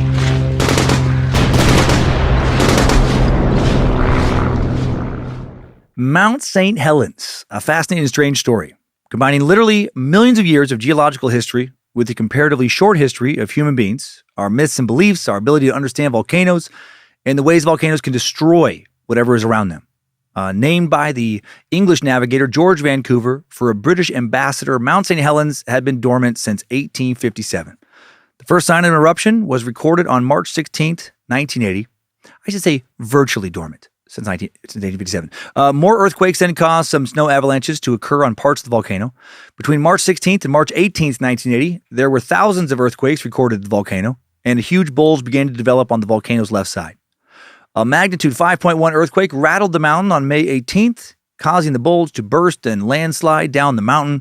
Once the bulge was gone, the volcano's magma system was depressurized and blew off the top of the mountain. Ash, rock, and hot gases spewed into the air. Ash blanketed the Pacific Northwest, and a lot of ash fell across 11 states and parts of Canada. And a little bit of ash made it literally all the way around the world. The blast reduced the mountain's height by 1,314 feet. Then it took just 2 weeks for the ash that was shot out of the volcano to reach up to 60,000 feet up into the air and travel around the globe. A total of 57 people and thousands of animals were killed on the May 18th event. Trees over an area of some 200 square miles blown down by a lateral air blast. Those that weren't burned or otherwise destroyed. At the event's end, Mount St. Helens volcanic cone had been completely blasted away. In its place of the 9,677-foot peak was a horseshoe-shaped crater with a rim reaching an elevation of 8,363 feet. But the biggest loss was felt in the people, sons and daughters, mothers and fathers, and family members who were there one day and gone the next. Such a thing had seemed unthinkable, especially the families who had lived in the area for years, making their homes in the idyllic valleys. John Killian especially felt safe in the area because he'd spent so much time in it with his family and at his job as a logger. He had no way of knowing that the camping trip he knew that weekend, or he took that weekend, would be his last. Other campers had to fight through a fire inferno to survive. That part was fucking crazy. Clamping whatever clothes they had to over their mouths, facing jets of fire that sloughed off their skin, burnt their feet, and then they continued to walk for miles through torturous pain. Some of them would survive. After a long process, the area would go on to be recognized as a preserved monument, an area for scientists to study to understand how volcanoes work, how they might have, more advanced warning of such a blast in the future. Seismic activity around Mount St. Helens quieted after the mid-'80s, with more popping up in the mid-2000s, and scientists currently don't expect another big blast anytime soon, but you never fucking know. When there is another blast, will there be less fatalities? Will more people heed the most extreme warnings of the most trusted experts? I don't know. Keeping us humans safe is a hard thing to do. We're tricky creatures. We want to survive. We want our families to survive, but we also largely don't want others to tell us what to do. We want to live our lives in the way we choose them to live our lives. If experts told you that you needed to leave your home because the volcano you live near might erupt in the next 20 years, would you leave? What if they said it would probably explode in the next 20 years? What if they said it would definitely explode and in the next 5 years? Then would you leave? Or would you just stay and just hope that they were wrong? I imagine it depends on how much you love where you live and on how much you trust the people who study volcanoes. I honestly don't know what I would do. If they said it definitely would, I think I would leave. But if I was 83, living alone, would I leave then? Probably not. Probably roll the dice. Spend what time I, had left to live, living how I wanted to live. I might make sure I had a huge amount of heroin on hand. Right? That's how you do it. Make sure the needle is close by so that when she blows, hopefully, you got enough time to shoot up and enjoy one last incredibly fucking awesome show. In time, as scientists gather more and more evidence, predictions will get more specific and more accurate, and then we can all make more informed decisions in situations like this. So go, volcanologists, go. And time now for today's takeaways. Timesuck Top 5 Takeaways. Number 1, Mount St. Helens exploded 8:32 in the morning, May 18th, 1980, after months of geologic activity. The blast killed 57 people, devastated some 210 square miles of wilderness. Of the people killed, some of them were geologists and researchers, like David Johnson and Reed Blackburn. Others were campers who simply believed that they were far enough out of the blast zone to be safe, like John and Christy Killian. And then there was that stubborn old bastard, my favorite character in this story, Harry Truman. Rest in peace, Harry. I hope you're enjoying a whiskey and a Coke. Why did I say whiskey and a Coke? I think you're going to be together. Hope you're enjoying a whiskey. None of the words seem right, even though I know a whiskey Coke with your wife somewhere. I hope somewhere you can talk better than I can right now. Number 2, because of conflicting corporate interests, private landowners, and different authority being given to different government institutions, the danger map did not accurately describe the actual areas likely impacted by the volcanic blast. Since the geologists couldn't predict exactly what would happen, how it would happen, many people didn't want to take protective measures for something that may not have happened. Number 3, George Weyerhaeuser was kidnapped as a 9-year-old by a ragtag crew of criminals, held for ransom, later released. He hitched a ride home, was intercepted by another person, a journalist, then finally delivered to his parents' hands. And then decades later, after he became CEO of his family's company, he would give a job to his former kidnapper. How weird. Remembering how sad Harmon Whaley seemed to be when he played the ukulele for him through a closet door. Strange little side road that I'm glad we went down today. Number 4, volcanoes are awe-inspiring things, responsible for some of the Earth's greatest creations and some of its most massive destructions, wiping out whole species, towns, and more. They've also given us many legends and enriched our cultures in so many ways as we've tried to rationalize their tremendous power. Today, scientists understand them better than ever, and with modern technology, we predict when eruptions might occur with increasing accuracy as time goes on and take steps to ensure that the loss of life is minimal. And number 5, new info. It's not only Earth, that is home to volcanoes. Volcanoes have also been found on your mom. Yeah, you fucking heard me. Sweet, meaty, mommy volcanoes. Think about it. Think about your mom's meaty volcanoes ready to erupt with nourishment. Picture them clearly in your mind. Picture yourself sucking on your mommy's volcanoes, but not in a creepy way. Picture being a baby and doing it in a nice, innocent baby way. And then stop picturing that. You're thinking about it too much and you're making everyone uncomfortable. It's your fucking mom, you degenerate.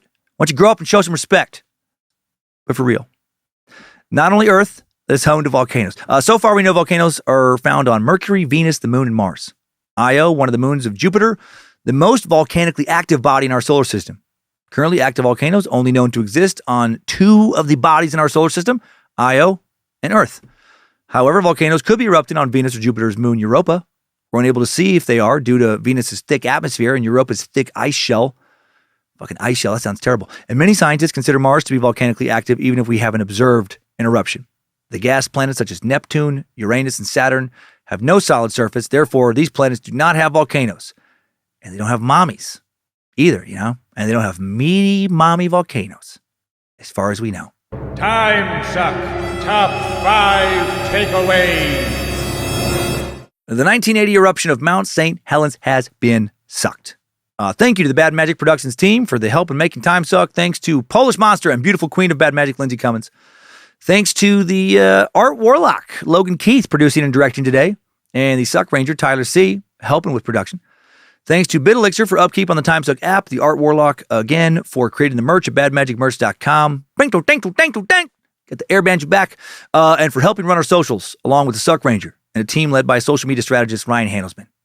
Thanks to producer Sophie Evans for initial research this week, and thanks to the All-Seeing Eyes moderating the Cult of the Curious private Facebook page, the Mod Squad, making sure Discord keeps running smooth, and everyone over on the Timesuck subreddit and Bad Magic subreddit. Next week on Timesuck, would you marry someone you'd only heard a short description about? Maybe something like, 30, wealthy, lost mother for whom I sacrificed youth, dread a lonely future, seek husband and true companion. Or what about widow, 44, southerner, stranger, own home, West End, would like the heathstone of her heart swept and the cobwebs brushed away of matrimony. Or even an old bachelor returning from the mines finds his old sweetheart married and old acquaintances scattered. Desires, lady acquaintance, object, marriage. While those may not sound very attractive to us, in the 1940s, that was with the bee's knees. Many a single person scoured the newspapers and their formalized cousins' lonely heart clubs, or lonely hearts clubs, for information on a potential new sweetheart. For the price of a few bucks, you could have your picture and description printed, sent out to all of the club members, and then hopefully have some love come back your way. Sounds like Tinder. And much like Tinder, there were some real security concerns. Possibilities for shit going way wrong. Possibility for some douchebags to use these people seeking out genuine connection for their own advantage, like Martha Beck and Raymond Fernandez, the Lonely Hearts Killers. In 1949, police in Wyoming Township, Michigan, were called to the house where 31-year-old Delphine Downing and her 3-year-old daughter, Renelle, lived. Neighbors had gotten suspicious because they hadn't seen Delphine in 3 days. When they opened the door, they found a strange man named Charles Martin and his supposed sister packing Delphine's belongings into a suitcase. And then they found something else in the basement. What? You'll have to listen to find out. The Lonely Hearts Killers next week on Timesuck. Right now, let's head on over to this week's Timesucker Updates. Updates? Get your Timesucker updates. First, a quick little Cummins law from an anonymous meat sack to get warmed up. A fast laugh at someone else's expense. They wrote, "Oh, Suckmaster Flash, you got me. I was a victim of Cummins law. I work at a law enforcement agency. For that reason, I'll need to be kept anonymous. I listen to this most righteous podcast at work, and I use headphones for obvious reasons.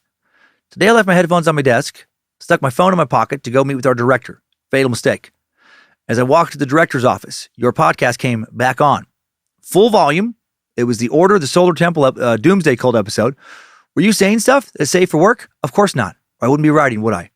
I was frantically trying to turn your voice off, turn my phone volume down, break my phone, muffle the speaker, anything to make you quiet. No. The phrase that the director heard was, I'm not going to lie, I'll probably have to fuck your wife.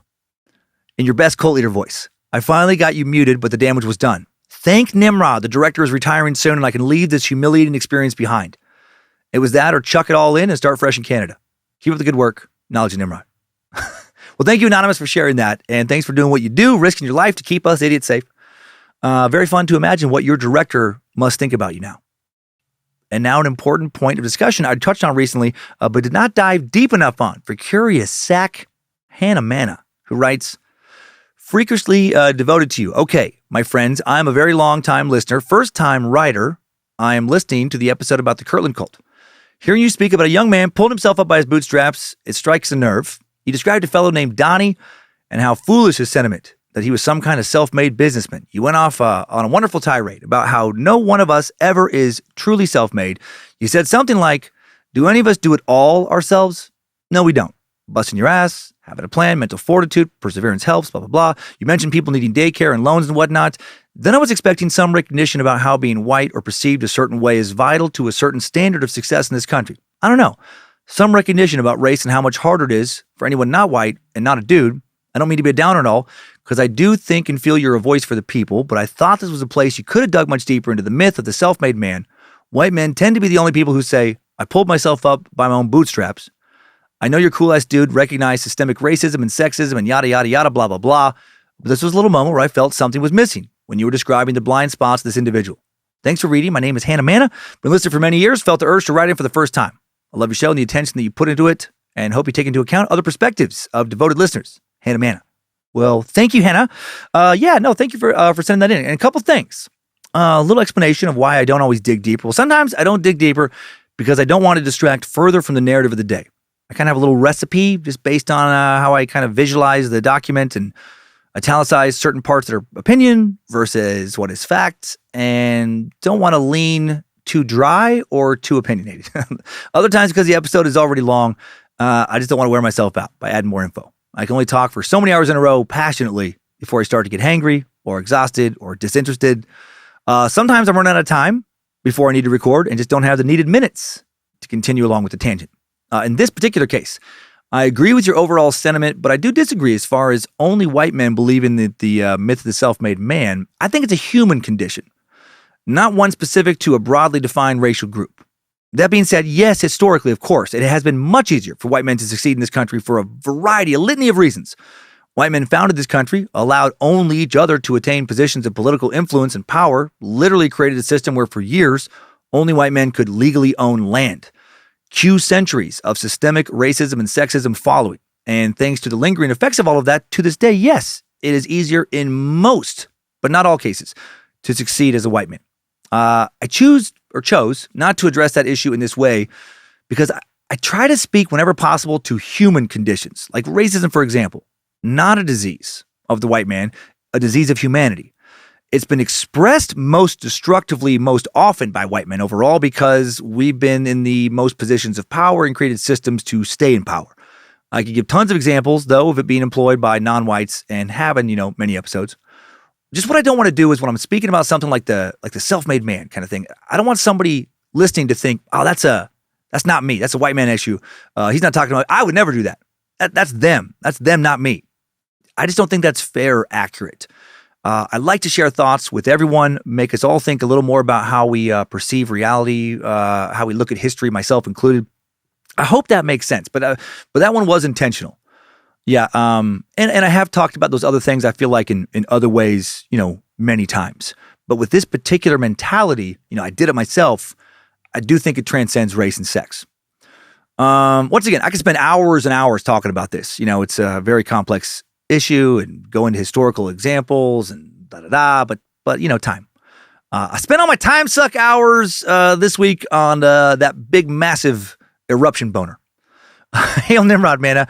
I appreciate you listening, and I appreciate that you wrote in. I like the way you think.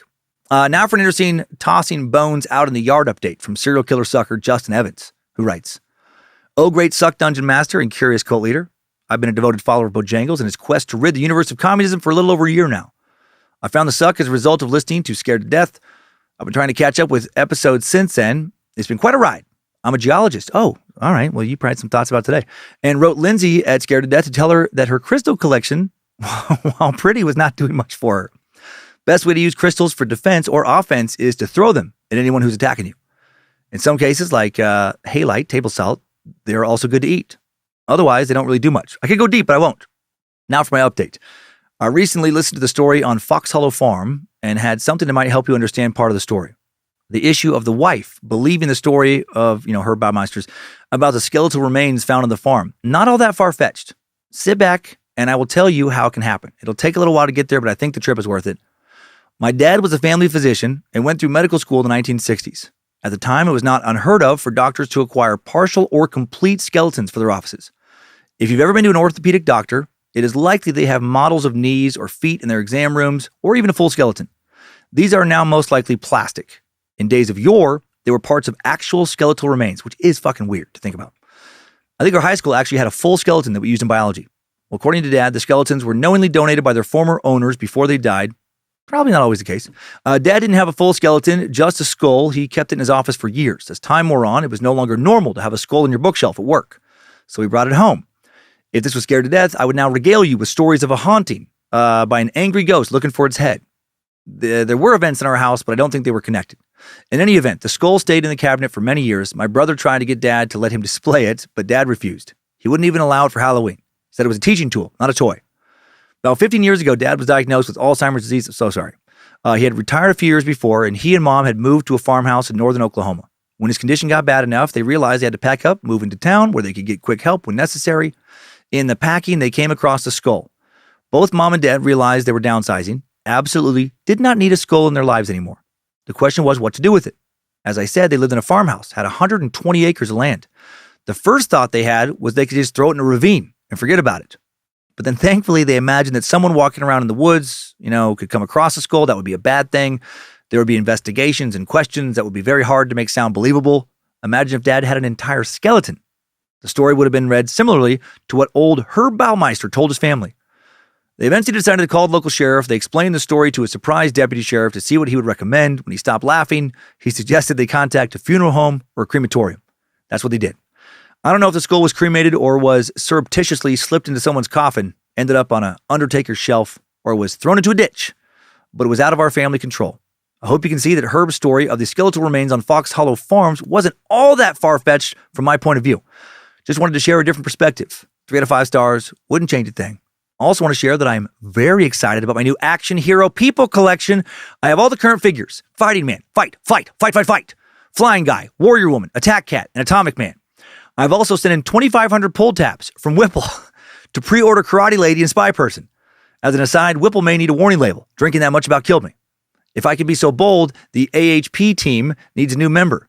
Ninja Dog, cousin to Bojangles, 4 legs of fury, jaws of doom, and a bionic tail holding a katana. Glorifying in the length of this email. Sorry it was dickless. Keep on sucking, Justin. Justin, that was a wonderfully written message and a great update. And that does make the story of Herb, a bit more believable to me. So I appreciate that. And appreciate Ninja Dog. Glad you like the silly action figures. Who knows what may be added to the collection going forward. And then one more from Chris, a beautifully grateful and strobe light hating sack, who writes, "To the greatest Suckmaster Prophet of Nimrod, holy herald of most good Bojangles and most humble servant, to our glorious, sexiest goddess Lucifina. Hey Dan and the amazing crew of Bad Magic, sorry, but this is going to be a long one and I don't really give 2 shits. First, let me commend you and your crew on creating grade A material from your comedy to your podcast. They have gotten me and my fiance through a really rough year. We're both avid peepers. I'm a proud sucker, slowly converting my wonderful fiance to the wonders of the Suckverse. The community you've created is incredibly creating a truly safe space for so many people, allowing for honest and meaningful connections between us meat sacks in an extremely hard thing to have achieved in these recent years, bringing people together rather than dividing them. A truly amazing feat. It is because of the scale and power of the community that I've written in. I would be honored if you could give a massive shout out to all your listeners who are suffering with epilepsy, their families, and anyone who cares for them or about them. I have epilepsy and was diagnosed at the age of 22. We think it has been happening all my life. We have no idea why or where it came from. I most recently had 4 seizures in the summer of 2022 after being seizure-free for 2 years. It tore my life in 2. Not only did my fiance have to watch me seize 3 times, she drove hundreds of kilometers in the early hours of the morning to pick my ass up from a small community hospital. We were also dealing with the emotional fallout you have after a seizure, which is always hard. I always thought I also thought I had lost my entire career as a park ranger in Country Redacted.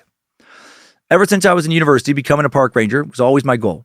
I've always wanted to be a part of a ranger service that protected our parks and wild spaces. This requires a lot of skills in technical backcountry, ecological knowledge, construction skills, law enforcement training. Yes, we are badasses. We build and maintain trails, haze bears. Haze? Maybe tase. Tase bear. Haze sounds fun, though. We fucking haze bears. We hold them down and we shove things in their butts if they want to join our fraternity. No. Educate the public, protect the park from the people and the people from the park. We are a go anywhere, do anything crew. Come on, Dan, can you give us a to hell with the devil little button? Yes. Right up until a few weeks ago, I honestly believed I was done with parks. I was ready to throw in the towel, go back to college, go in search of a new career, which I never wanted. Now I am all for more education and exploration. But when you found your passion, you know that's what you want to do. I had some issues with occupational health and safety who were making it nearly impossible for me to return to the job that I loved and am so passionate about. It is hard to stand up and say, no, I can do that job. Epilepsy doesn't stop me from doing that. When you feel so caught up in paperwork and all that bullshit. Unfortunately, society has created a stigma around epilepsy and those who suffer from it. I've heard comments from, you don't look sick. What if it happens when? You can't do that. No one's ever going to let you do that. These ideas make living with this condition extremely hard for everyone involved, from the person who has epilepsy, the family and friends, and the many physicians and nurses that work hard to improve our lives. However, if that's where this story ended, that would fucking suck. But I'm glad to say it doesn't. I moved to a new area, found my people, a group of people who don't say you can't do that, but rather say you can do it. Is there anything we can do to help? I'm still a park ranger. I'm proud, honored to serve my community and protect our beautiful wild spaces. I wanted to give a shout out to all your listeners who suffer with epilepsy to never stop pursuing your dreams, even if it is just one small step at a time. Count the hours, count the days, count the months, count the years between seizures. Have faith in yourselves. It takes time, patience, and a huge effort, but I nearly gave up. And if it wasn't for the people around me, my wonderful fiance, family, friends, and colleagues, I wouldn't be where I am right now. So please don't stop. Don't let epilepsy define you. So thank you, Suckmaster, Prophet, and Nimrod for creating this community. Thanks to your crew, you and your crew, you make this world a better place to live in. From your loyal fan, Chris. And also, if you give a shout out to my wonderful fiance, Ashley, that would be epic. I can't wait to marry the most wonderful, powerful woman in the world. Well, congrats to Chris and Ashley. Chris and Ashley. And congrats again, Chris, for persevering and not giving up. Good on you. And good on everyone in our online community for encouraging and supporting you. I did not create that community. Fans did. Wonderful, caring meat sacks who just want to help make the world a little bit better place to live in, and they do exactly that. I just got lucky that they rallied around this silly shit for whatever reason. Love these stories. Thanks, everyone, for sending in your messages, and keep sending them in. Thanks, time suckers. I needed that. We all did. Thanks for listening to another Bad Magic Productions podcast. Scared to Death, Timesuck every week. Also, The Secret Suck for you space lizards. Please don't go fishing in a lake at the base of an active volcano. People are worried about exploding this week. Just go fish in one of the world's many, many, many, many other lakes. And keep on sucking.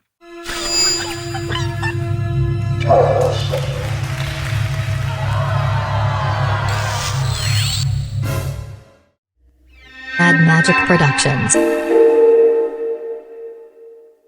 Logan, did you ever do the volcano project in grade school, the paper mache thing? You know, I actually did. You did? Yeah, I did. We did a lot of those types of, in like the topography maps and all that good stuff. Yeah. I did one too, and it's so weird to think about looking back, but actually Grandpa Ward helped me make one, I think like 4th grade, and where it's like the baking soda, vinegar, food coloring in the little cup in the center to make it explode. And yeah, and you got the recreation, little Monopoly houses and stuff we use. And I think we actually did a recreation of Mount St. Helens. Oh, okay. And then had the flow like destroy houses and stuff, which is a pretty dark fucking project to do in grade school. That's fun. But this episode reminded me of that, and it was a good memory.